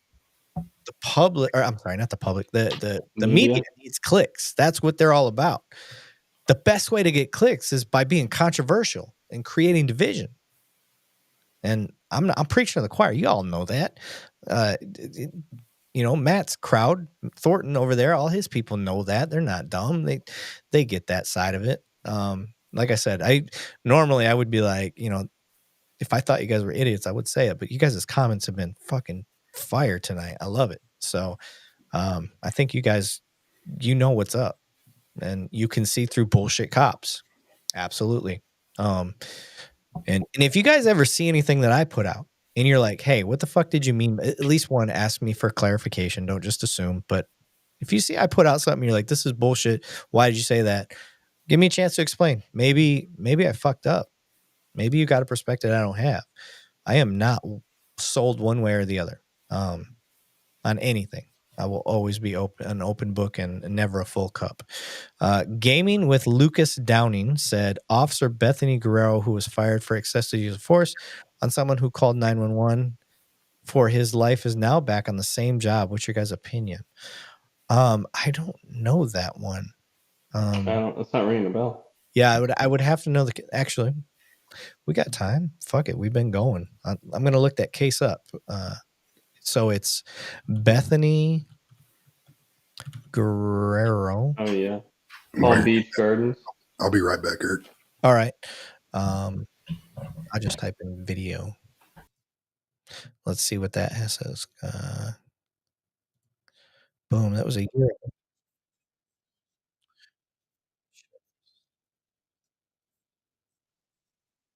$5,000. I'm next in line to, go be strip searched, get whatever, my uniform, and be sent to jail. And then I'm told it's my lucky day. House and parking lot. The evidence consists of 911 calls, radio traffic, footage from Sable Ridge Pool Clubhouse and parking lot, VWC footage from Officer Guerrero, Ayala, Carter, Stairs, Strzelecki, Valerio, and Walker. Yeah. Before I get to any questions, I just want to put on this here. I don't even see the rest of this. No, this person should not have their fucking job back at all. They should not be a cop. Because I remember specifically, I've been doing this for 20 fucking years or whatever the fuck she says. No, absolutely not. It was ridiculous. The dude's in swim trunks, holding your gun on him, acting like he's this big threat to you. Like, holy shit, relax. Like, this is where it goes into the emotional intelligence side of police work. And no, I am 100% against this person being a cop, having a badge. There's no fucking reason. You can't train that. You can't train it out of that person. That's within them. You've been doing it 20 years and you thought that's how you should behave as a police officer. Chris, did you see that video? It's been a minute, but yeah, I did see it. Yeah. It's pretty wild. Yeah. No way. Sorry. I just don't know what makes you think you go up there guns drawn on a guy in swim trunks when, I'm kind of baffled by that one. Yeah, that one, that was one of those videos. I watched it and I just got instantly pissed off. I'm like, this is why it's an uphill battle for cops. Yeah. Because you get people acting that way. Yeah, I mean, you get your 1 in a million, and unfortunately, that's what makes the news and the social media, and it gets blasted, and then that's what people think we do. And it's a shame.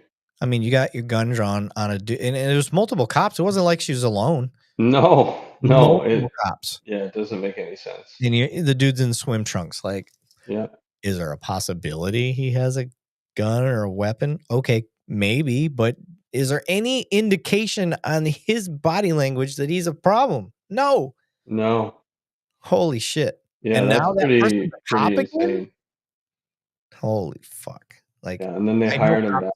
I know cops that have been fired for way less. Oh, I know. Yeah, me too. I know cops that have, they didn't even necessarily lie. They omitted.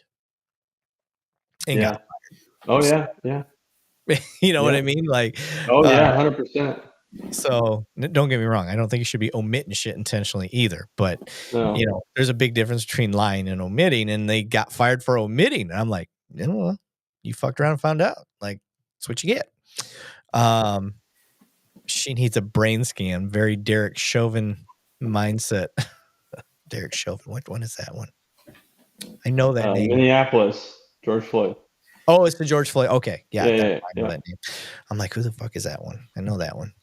Part of my problem with the George Floyd one with Chauvin was me reading how he was behaving was more of him showing the crowd that they're not going to tell him what to do versus anything else. That was my big hang up on what I saw in that. Do I think he was trained to do what he did? I do. Because this dude actually had the training manual showing that exact technique. So I'm like, there's some deep shit to that whole call. People getting bent out of shape of the way he was holding the suspect, which I've never seen that training in police work. Doesn't mean it's right or wrong, but he was trained to do what he did, but the way he was doing it, but then looking at the crowd, and there's no need for him to be doing what he was doing. I'm like, just pick him up, put him back in the car. Why'd you get him out? There's no need. But I'm going. I don't want to go down that rabbit hole. Fuck, you guys are gonna get me going way off filter here. Anyway, I think once you're on the Brady list, you can no longer be a cop. That's not true. The Brady list is actually kind of a corrupt piece of political literature that's out there. This is something depending on which jurisdiction you're in. Yeah, I just recently started learning about the Brady list, y'all. It's not like this widespread, one entity thing. It is very much in its own county. That's where it comes from. So it can be politically motivated and fucked up. So when you hear the Brady list, I want you to really pay attention to the politics behind what's going on. I just found this out within the last year. This is new to me. I'm not on the Brady list, so I've never concerned myself with it until I started talking to some guys that were taken off the Brady list after they had some sort of appeals, which there isn't a whole lot to appeal. It's crazy. It's crazy. I want to have an episode about it. Well, and it's controlled by an elected official on top of that, right? Yeah. But let's get the right folks to where we can bring in that have truly studied both sides of the house. Yeah. That's what I think. Agreed. Yeah, I want both sides of that for sure. But I'm learning more. I've been on a big kick with the qualified immunity. That's been my big thing recently. But I do want to get into the Brady list stuff too. So there's a lot of crazy shit that goes into that Brady list thing that I didn't realize. So if you can't be trusted to take stand, why would anybody trust you to be some kind of authority over others? Agreed. Absolutely. I 100% agree. But then part of the problem is if a prosecutor's trying to make a name for themselves as people that go after justice and police and all that stuff, there have been instances that we have found where they're going after cops and getting them on the Brady list, and it wasn't deserved. It was, just a mistake of fact or unknown. It was an unknown. It's hard for me to explain because I'm not a pro at this, guys. So I won't. Well, that's a good one for a future episode. Yeah, I'm going to talk out of my ass and make myself look stupid more than I already do. So I don't want to do that. But just believe me when I say I've had some conversations where I'm like, oh, fuck, I didn't know that. And so I want to have those, oh, fuck, I didn't know that people on here. I'll put it that way. Joseph said, episode about Brady, please. A friend sued his agency for discrimination. Now they want to Brady him, but not report everything to post. Yeah, that's there's a good example. Yeah, it is a good example. Yeah. Brady list is only as good as the reporting to it, as the people reporting to it. Yeah. Agreed. So I'm with you. Let me see. I do have 2 more videos loaded up. You guys want me to play them? I mean, we still got 70 something people showing on here, 60 something people. What? What's I was asking if Chris is good. I know he says. I am going to bow out, my friend. Okay. It's time to get a little shut eye before busy Tuesday before the holidays. But I'm a midnight officer, so I am. Yeah, see, those days are long behind me, man. I'm in my window. The kids are waking me up in about 6.5 hours, so I'm gonna go get some sleep while I can. Hey, Chris, I know how hard you work, brother. I appreciate you standing on as long as you did. Thank you very much. I appreciate your opinions. We're definitely going to have you on. Well, I appreciate you both and what you're doing. I love the dialogue. I love all the opinions. It's really great to be able to come here and just hash it out. So keep up the good work, guys. Thank you for having me. Thank you very much, Chris. All right. We'll talk to you soon. Take it easy. All right. Bye-bye. I want to get to friends encoded because I love this conversation. What about facial recognition for people to use to ID cops? Oh, wait. I guess I didn't fully read his question. Oh, shit. Big Red's fucking yawning over here. What about a facial recognition for the people to use to ID cops? I mean, if you've got the ability to do so, there ain't much we can do about it. I'm okay with it. What am I going to do? You can take our picture at any time. What's the difference if you figure out who we are? I get it recognized in a lot of places. I bet you do, you big red-bearded bastard. But cops should, you should be able to ID a cop pretty much instantly. A lot of people, I'm sorry. Tim said, a lot of people don't know that if you have not broken the law, cops have zero authority over you. Lots of people think cops have authority over us all the time. That's true. That's why just being in uniform is such an awesome power. It's something that I try to make my rookies understand. Like, you being in uniform in a fully marked police car has so much power, a perceived power, that people are going to just conform to it because they don't want any issues, and that can't be abused. Can't abuse that. It really truly is exactly what you're saying. It is a power. It's not an intentional power, but absolute power corrupts absolutely, right? Is that how the old saying goes? So it's where you got to be very on top of that stuff. Let me see here. Let us fight for morally right thing for anybody. I'm sorry. Dang it. Let us fight for morally right causes instead of just following orders. Let us help and not destroy. Agreed. I have totally said, like this whole, they're going to confiscate guns and stuff like that. I'm like, the fuck I am. Not only did I swear an oath as a cop, I swore an oath as a military member. I'm still in the military. Like, I've sworn an oath twice. Actually, I've sworn it more than that every time I re-up, but I'm still in the military. So I'm doubling down. I'm not violating my oath to the Constitution. And look at that comment right there. The one that says, I know he's got another one highlighted right now, but let's see. What do you think of the videos of cops telling people to turn off the camera or put it away while in public, such as, I have never done that. I've seen videos that people are responding to, and that's a training issue. Yeah. Bar none, that is a training issue. I don't know what that officer has gone through in training, but we need to go to their supervisors, their FTOs, their chain of command. Why is that there?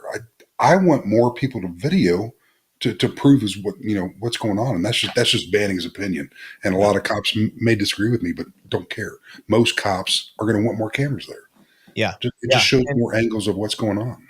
And I hope other cops are out there listening to this part that I'm about to say, but one of my favorite things to do when I pull up on a traffic stop, or if I pull up on a call, whatever it is, one of my favorite things to do to disarm people, it's a de-escalation technique. Hey, I'm Sergeant Lavigne. I'm here doing this right now. Hey, here's an opportunity for you. If you want to record this for your own edification, get your phone out right now and start recording. I'm going to be recording myself. With that in mind, do you want to record? And then I wait for their answer. Yeah, I want to record. Okay, cool. Okay, get your phone going before I start asking anything. Okay, you got your phone going? Cool. Okay. Again, I'm Sergeant Lavigne. This is what we're doing. And then, it's very good de-escalation technique. You bet. So if you're listening to that, officers that are out there, steal it. Steal that idea. I promise you it works. It's a very good technique. I saw somebody said something. I'm going back. People don't know they have broken the law. Zero. Oh, okay, this was the one. Tim said, a lot of people, damn it. Stop clicking. A lot of people said, if you don't know they've broken the law, cops have zero authority over you. Lots of people. I already read that. Nope, that wasn't the one I was looking for. Facial rec. I'm looking through the. I'd recognize the flaw. Give me 1 second. There was a good comment, and I wanted to make sure I hit on it. Anyway, I remember what they said. I'll just say it. They were basically asking, if you haven't broken a law, then the cops have no authority over you. That's not necessarily true. If a crime has been committed and you are in the area and involved around it, then the cops do have a little bit of authority to ascertain if you are a part of what's going on. So I don't want you to just think because, I did nothing wrong, so I don't have to listen to a cop. That is not true. Okay?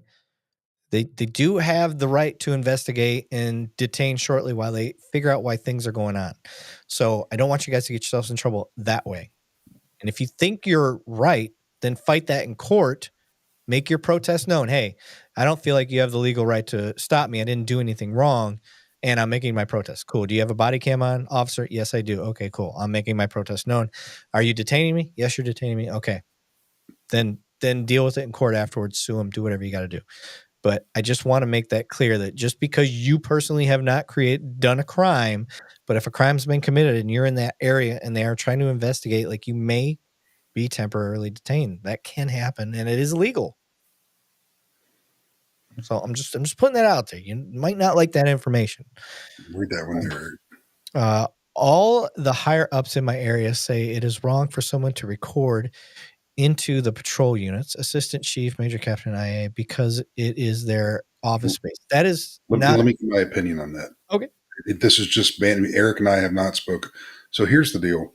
In reference to inside police cars, it is taxpayer purchased 100%. 100%. And I'm going to tell you right now, in training, a good FTO instructs that officer that's going to be in that car by himself after training, when you're done with your whatever you are looking through, which is called NCIC, or here in Texas, which is additional to TCIC, and looking up driver's license information and license plate information. When you're done with that, you're pushing that lid closed, you're deactivating that service. And when you get out of the car, I can care less who is filming at my car. If I'm a retard, and I mean that to the cops that are leaving their friggin' lids up, and you're doing an investigation, you're leaving that lids up, and you're the ones that are getting upset about people filming inside your car, shame on you for leaving that lid up, period. If you leave your windows down, that's on you. Yeah. People can film inside. When I was active, you can film inside on my car all you want. If I've got my lid up, that's on me.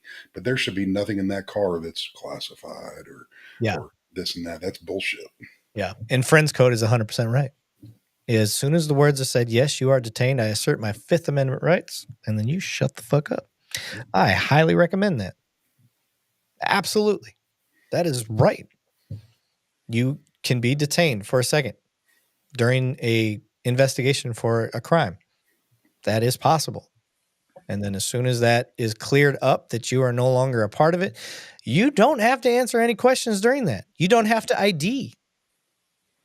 You only have to ID once you're arrested, at least in the state of Texas. I don't know about other states, but in Texas anyway, you don't have to ID unless you're arrested. So once you're arrested and then I ask for ID and you decide not to, you can get failure to ID. But before that, if you're just detained, you are not required to ID. So is what it is. I'm going through the comments here. Stinson said, gaming with Lucas Downing, that is not a law as a department policy, but in is good public relations. But it is good public relations, I think is what he's saying. Police don't know the Fourth Amendment or the Bill of Rights. I do think they are undertrained in the Constitution, for sure. It's not so much that they're undertrained in the Constitution; it's they're undertrained in the practical application. I think that is part of it. Freedom for everyone except tyrants said, last thought of the night. When good public servants, cops arrest all the bad public servants in public government, then we won't have corruption in the land. May peace and blessings be upon you. I agree. I think that's fair. I think part of the problem that we have is some of the stuff that we see is beyond us. Can't do anything about. You know, when your prosecutors are letting people out of prison or out of the system, not necessarily out of prison, you're just like, the fuck can I do? I charged this guy. I did all the work, and they are not doing anything about it.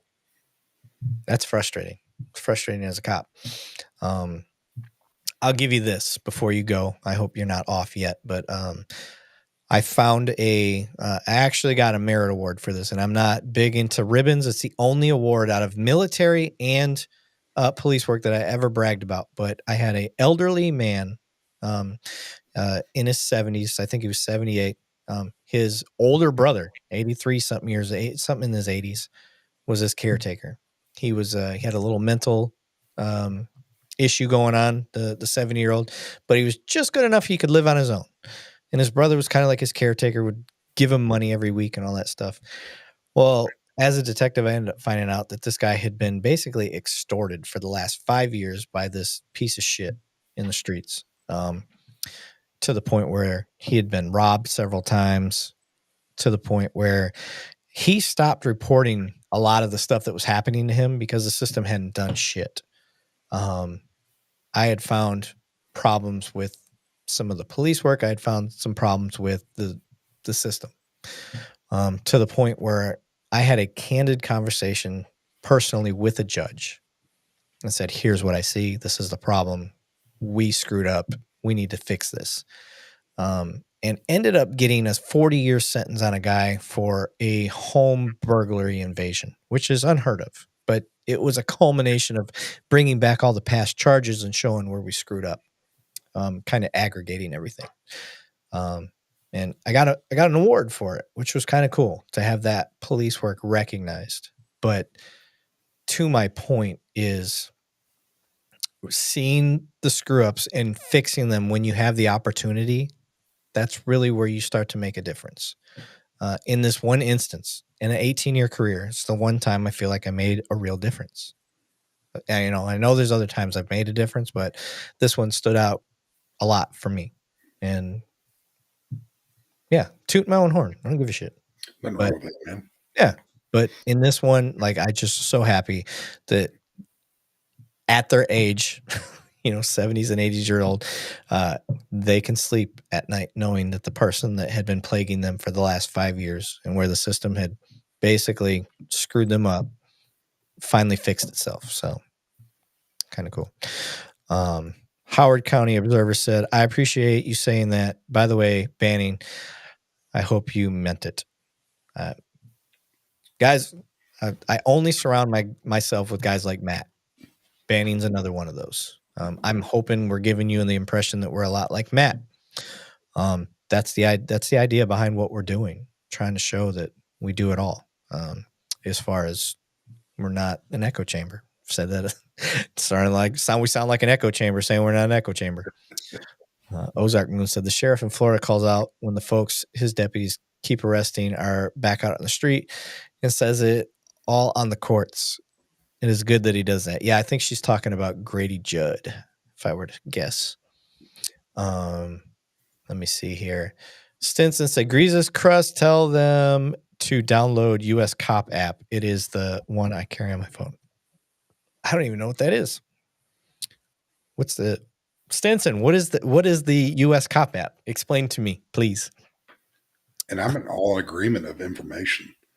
Every citizen out there has got to have a way to get the proper information. You've got to know right then and there, are your rights being violated? What's going on? That officer has got to know. And somebody was talking about earlier about 3802, and I think they're referring to Texas in reference to what is that? Failure to identify, I believe. I may be wrong, but the big piece in that is lawfully. The big piece of that is lawfully, and officers that try to attain that information unlawfully are just as guilty as any criminal out there conducting a criminal operation. And that's just, again, Banning's opinion. But if there's an officer out there doing a failure to identify charge and he has no reason to do it, shame on them. They need to be underneath that jail. Yeah. Somebody wrote to them, their knowledge is power. 100% accurate. But these cops out there have got to have the correct knowledge too before they're out there and they wear that badge and that gun and they're out there patrolling our friggin' citizens. KP Nation said there are way too many departments with too many tyrants that thrive off their tyrannical ethics who seriously need scrubbed but will never happen. That's a huge problem. You guys aren't going to like this from me, but I'm an optimistic person in a career field that is very cynical for the most part. So I'm going to be overwhelmingly optimistic, and I like to think the bad cops will weed themselves out. That's just the way I'm wired. I think they will. I think they'll weed themselves out. Could be wrong. But I hope they do. Stinson. Okay. It's an app with police case law and other information. Ooh, I like case law. I'm a big fan. I'm always studying up on case law. I wish every time and this is just Banning speaking, every time you received your water bill from your city, if there was a legislative update, that they printed that on the back of the bill. Why not give it to the citizens? Yeah. Let them know if there's new case law out there. Why not let everybody know about it? Just put it out there. I understand that there's websites you can go and get it and this and that, but it's our job as public servants to let the public know what's changing. What has the court changed? And a lot of the time it's education for us when we arrive on scene. You may not know this, but here's the new law. And we better know what the hell we're talking about. Yeah. Yeah. Joseph said, my toot, because I think he's playing off of me saying I'm toot my own horn. Lobbying city council to get sex offenders banned within 500 feet of sensitive places, later changed to 1,000 feet by the Supreme Court. But I did my part. That is awesome. There is not enough things you can do to sex offender issues. Friends in coats that I will agree at Ryan Holzinger, Sergeant, and Big Red are rare. Appreciate it. Very cool. KP Nation said Pen v. Mims is abused way too much, and that is another big problem. Okay, let's say that it's abused. Is it within the parameters of what that is allowed to be done? Cops are always behind the curve, so that's one thing to consider. We're always behind. The bad guy is always well ahead of us. So if it is something that's allowed, if you think it's abused, okay, that can be taken away. But as long as it's allowed,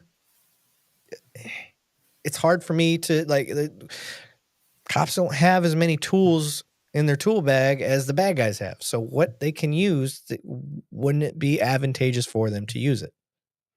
It's just, I can't confirm or deny. I don't know. I don't know if it's being abused. Couldn't tell you that. I use it for sure, but I use it when I feel like I need it. Feel like I use it when it's a safety issue, when I feel like there's a safety concern. That's when I use Penn v. Mims or Maryland v. Wilson, personally. And for those wondering what we're talking about, Pennsylvania versus Mims is a Supreme Court ruling saying that police are able to get the driver out of the vehicle. And then Maryland v. Wilson is the backup to that they can get any of the passengers out of the vehicle.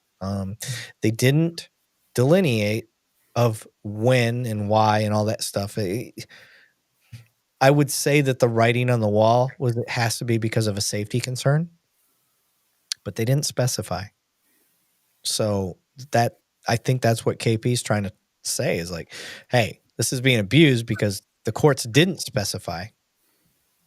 So cops are just arbitrarily pulling people out of the vehicles because they can, because Pennsylvania versus Mims backs that up. So that's why I said, for me, I only do it if I have a safety concern. But that's not the ruling. What do you got, Banning? Nothing on there. I see what Ryan wrote on there, and I love that the dude has so many comments because there's a lot of people that'll hold comments inside and they just won't say it. Yeah. So thank you for being on here and being active. Those of you being active, I freaking love it. Yeah. Here's the deal. I've done it for 21 years, and I have pulled a lot of people out of the car. But it's for me personally, it was above and beyond what the case law stated. Being a canine handler at the time, depending on the laws were when I deployed the dog. And my whole thing for wanting to deploy a dog to begin with was keeping drugs out of the reach of the children in our schools. And that was the whole reason I got into that gamut anyway. And then I studied case law like crazy, and then became an instructor in it and everything else. But getting somebody out of the car, I always had more of a reason than what the case law stated. From, to where you can truly articulate it or the body camera can see it. And that's just banning. Because if you miss the fish this time, there's always going to be another time. When I say a fish, somebody that's doing something illicit to harm somebody else. If I can't get them for whatever legal reason it is, then it's the next time.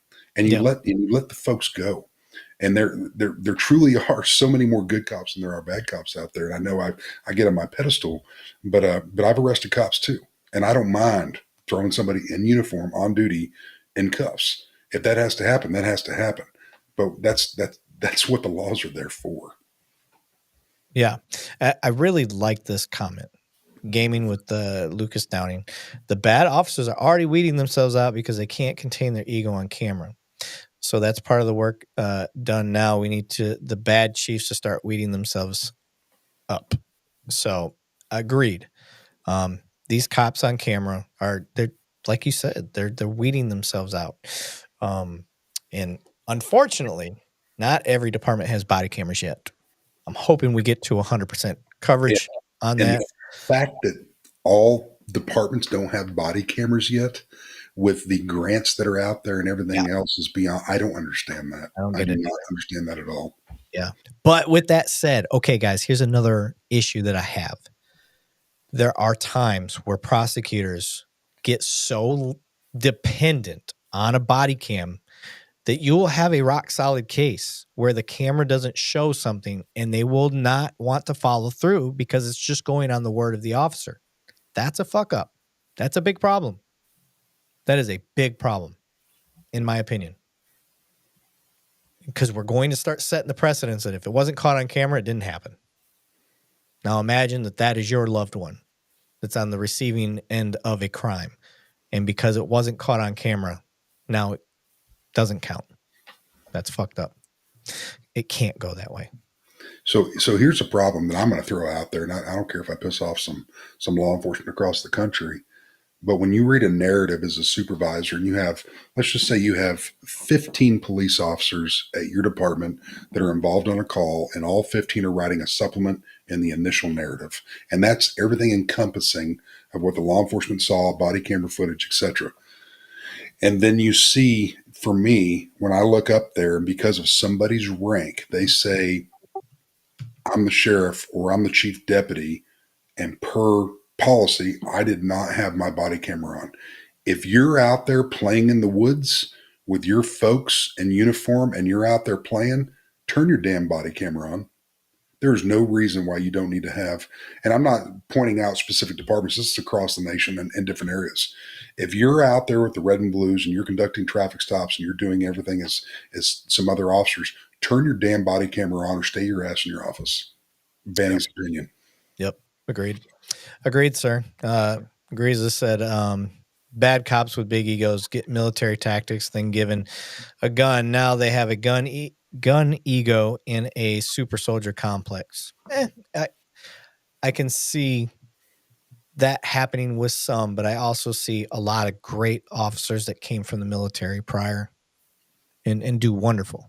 I actually have a retired Apache pilot on my team right now, and he's one of the coolest assets I've had to the team. He's actually increased morale. He's recruited a bunch of people to the team. He's helped done a lot with the team. Really good guy. So I can see how you would think that at face value, but it's just like anytime we deal with a crime, you got to take each call on a case by case basis. And it's the hardest thing with police work. One cop fucks up, it makes us all look bad. One cop does really good, nobody gives a shit. They only think that one cop did good. Yep. Yeah. See how that works? Sucks. But I'm in it for the good reasons, guys. I'm here to put up the good fight and try to be the man of the people for both sides. So let me see here. In my area, they charge $150 for body-worn cameras from each officer for even 2 minutes of footage. 3 cops on scene. What? What? That's a hustle on the side. I mean, I don't know cost. Now, let me back up. I don't know the standard cost across the nation for what they charge for FOIA or Freedom of Information. If that's the case, is that what we're talking about? Okay. Yeah. So this is a FOIA and they're getting a copy of whatever. That is a lot of money. I thought they were just talking about just showing up with a body camera. I think that price should be staged on any reasonable and prudent citizen shall be able to afford what went on their call. That's bad. If it's your call, you shouldn't be charging anything. No, I mean, if you're a part of that call and if it's some rando that's just trying to pull the information, okay, I see that, because you got to go through, you got to watch it, you got to redact, you got to do whatever. But if it's that person's call, like, no, you shouldn't be charged for your own. Are those cops driving BMWs in that county? I'm just curious. Sorry, man. Right. I drove a piece of shit, so that's why I'm asking. Greaser said, that's not part of your job, though. You already said you can't be the juror or the judge or the prosecutor, so don't let your mind fall out of the trap because their job is their business in 2 years. Yeah, you're right. Going down the line here, and this has been one of the funnest nights we've had. I cannot believe all the guys have got some great fucking comments tonight. In the military, I would love to have senior personnel show up on scene with no LE equipment. They were a danger to everyone there. I think I get what he's saying. Seriously. Remember, laws only come about when someone messes up. Laws only tell you what you can't do. Very true. Greaser said, go into the wood. What the fuck? I didn't click that. God damn it. The comments are coming in too fast. Go into the woods with a stick and walk as deep as you can without being scared. Then go into the same woods with a gun. The gun is the ego. I guarantee you won't be scared anymore. That's actually a pretty fair comment. I like that. FOIAs are supposed to be reasonable cost. I agree with you, Stinson. Andy Fletcher said, and there should be no restrictions on what can be done with I-19. I-90? What does that mean? I don't know what that means, Fletcher. Question from KP Nation. Why do a lot of officers treat everyone like a criminal knowing they weren't treated like that before they became an officer? How to resolve that mindset? I will tell you why I think that happens. I think we kind of touched on it earlier in this discussion, but when you are called to problems constantly, it's not like you're called to a scene where you're just going to have a conversation with somebody. That very rarely happens. 99.9% of your calls, you're going because somebody has wronged another person. So when you show up, you're kind of dealing with a suspect in a sense. And in a way, it's easier to deal with somebody as a suspect, and then and it's safer until you discover they're not a suspect. Then you bring it back down. Versus treating everybody like it's just Joe Blow, whoever, and then all of a sudden they become a threat and you're behind the curve. It's the only way I can really put that. Doesn't make it right or wrong, but and I'm being vague, and this is general. Now, if I'm out and about and I'm walking a beat or whatever, I'm just waving and saying hello to everybody. Nobody's a suspect, but if I get called somewhere, there's a reason for it, and I have to figure that out. Safety-wise, I think that's kind of how it just has to be. It doesn't mean you treat people like shit either. So creative writing must be a required course in the academy. Horseshit. My rookies suck at writing. They aren't creative with nothing. They're dumb. I'm reading their stuff and I'm like, you have to be able to paint a picture in somebody's head. If they had no video, what you write needs to be able to paint a picture for the events that happen. And a lot of times what I read is like unarticulated, like half thoughts. I'm like, you need to slow down. Y'all are writing in text messages over here instead of writing. I've read some that has scared the crap out of me, and thank God I could immediately go to that body camera and watch. Yeah. And you're like, oh thank God.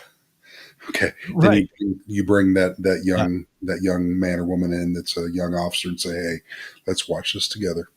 Yeah. You've already arrested. If you had a reason, I've watched the video. You're good, but we've got to articulate this better to where anybody, I would say with a 4th or 5th grade level or beyond, is reading it would understand why whoever is in jail is in jail, and that's just, we don't have to be writing experts, but we've got to be able to articulate to where everybody can understand. If that was taken out and put it on a national news platform as it is, and somebody reads it and goes, I know exactly what happened without even watching the video. That's the way that needs to be written, period.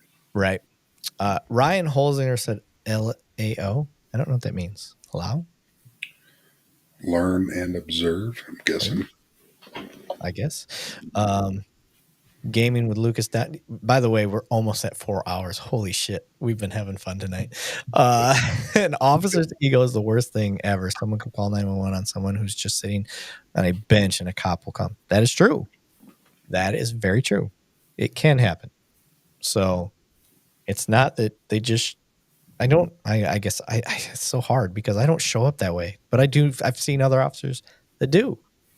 And again, when I was talking earlier, there's ways that people talk and there's nothing you can do. It's not a fireable offense. It's not a violation. They're just assholes and you can't do shit about it. Why do cops tend to believe the one who called 911 and use that bias to pressure? That is not been my experience. I don't care if you call 911. That means nothing to me. Depends on what the call is, obviously, but for the most part, I've had a lot of people call 911 to get frustrated with me. Oh, I don't want contact, and we were able to get their information for whatever, but they're stating an egregious crime. Yeah. And you figure that out, and you go over there and you interview them, and you're like, you need to articulate to me exactly what you saw. And then when it comes to that point, and this is not all of them, this is a very small percentage. And then when you get it realized, you're like, that's not a crime. I'm not even going to go contact them because what you stated was this. And so I agree. There's probably there would have to be, for people to make those type of comments. There's probably officers out there that aren't doing that. But I guess maybe I was just trained differently, and I'm sure you as well, Erik. Yep. He said, look at the totality. Bro, I can't type.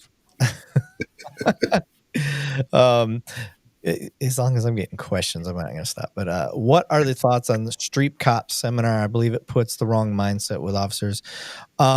I don't know enough about it, but I can tell you that from what I do know, I think that somebody was trying to put across they had an agenda, because I think, and I don't, like, again, I don't know enough about it to speak intelligently, but if I were to guess, there's no way somebody's going to put themselves out there nationally and go out in stadium expecting nobody to be recording and say some of the things that have been portrayed without it being taken out of context. That's just my guess. I don't know.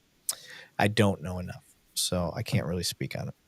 But with that said, we are at 4 hours, guys. I've got to pee. I have not peed in 4 hours, and I've been drinking.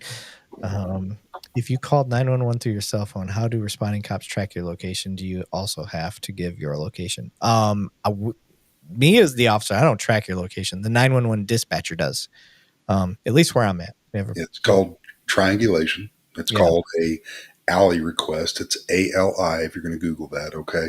And it's a triangulation. It's an emergency feature on your phone. It allows a little bit more open knowledge of where it's at when you do that 911 call. And it's not everywhere. It's at the majority of large municipalities. Thank goodness for when we need to get somebody there if somebody's not breathing, EMS, law enforcement, etc.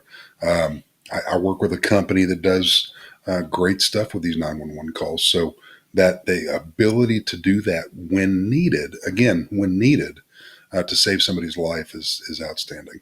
Yeah. Police news and video. Good evening. Hot Pursuit News. Originally been about a year. Want to say hello and wishing you all a good Thanksgiving. Thanks, brother. Appreciate it, man. Thank you very much. I'll check you guys out. I have not heard of you guys off the top of my head, but appreciate it. Happy Thanksgiving to everybody else out there. But yeah, and then just to follow up with what Banning said about the 911 calls with the cell phone, the other thing you can do is you can share your location now. That's another really good tool to help really focus in on where somebody is with 911 call on their cell phone, if they can do that. But yeah, but everybody, thank you very much. Big shout out to Matt Thornton and all his group that joined us tonight. Thank you very much, guys. All of this costs a lot of money to do, and I'm not asking for your money. Matter of fact, we do this because we believe in it, and we're spending our own money over the last 4 years because we believe in it. So if you like what we're doing, all we're asking is for a couple seconds of your time. Head to our channel and just subscribe or follow on any of it, whether it's YouTube, Facebook, TikTok, Clapper, Instagram, whatever it is. Take a few seconds. That helps us know that you're supporting what we're doing, and it's free. Doesn't take anything, so really appreciate it. And those of you who are asking, I'm getting some messages here too. Are we on a schedule? Every Monday night, as of right now, we're looking at 9 p.m. Eastern time, 8 Central. We're trying to come on here live, and we do as we do all the time. We try to queue up several body camera footages that we've never seen. And Erik can speak more to that because he's able to do that, and where he keys them up in there real quick. And sometimes we've seen them, sometimes we don't. And we tell you in the beginning if we've seen that or not, and we'll step back. But we're just trying to give you our opinion on what we would do, just as Erik and Banning with a little bit of experience between us. And that's what we're doing here. And we love all the participation tonight. All the participation is amazing. So Police News and Views, Yes, we are on every Monday night. If you guys would like to come back, we invite you all to come back. Are there hard questions? You bet. Are we going to answer them to the best of our ability? That's what we're here to do, guys. Yeah, absolutely. So appreciate you guys. We got some bigger things in the works. You guys can be a part of that. Learn as we go. But we've got police law news. It's going to be joining us. His name's Daniel, retired Albuquerque Detective Matt Thornton, which most of you guys from his page are over here. You guys already know. And we're trying to create this front of guys that are willing to buck against the status quo. We're not willing to just accept that cops can do no wrong, but we're also willing to point out all the good stuff that cops do. So I hope you guys enjoyed that part too. We definitely share when cops are doing police work the right way. And I think that is important as well. We need to highlight when cops are doing good things because there are some officers out there that need to see it. And I hope they see that and they're like, oh, okay, that's what they mean. If not, well, it is what it is. But thank you guys. Appreciate y'all. And we'll see you guys.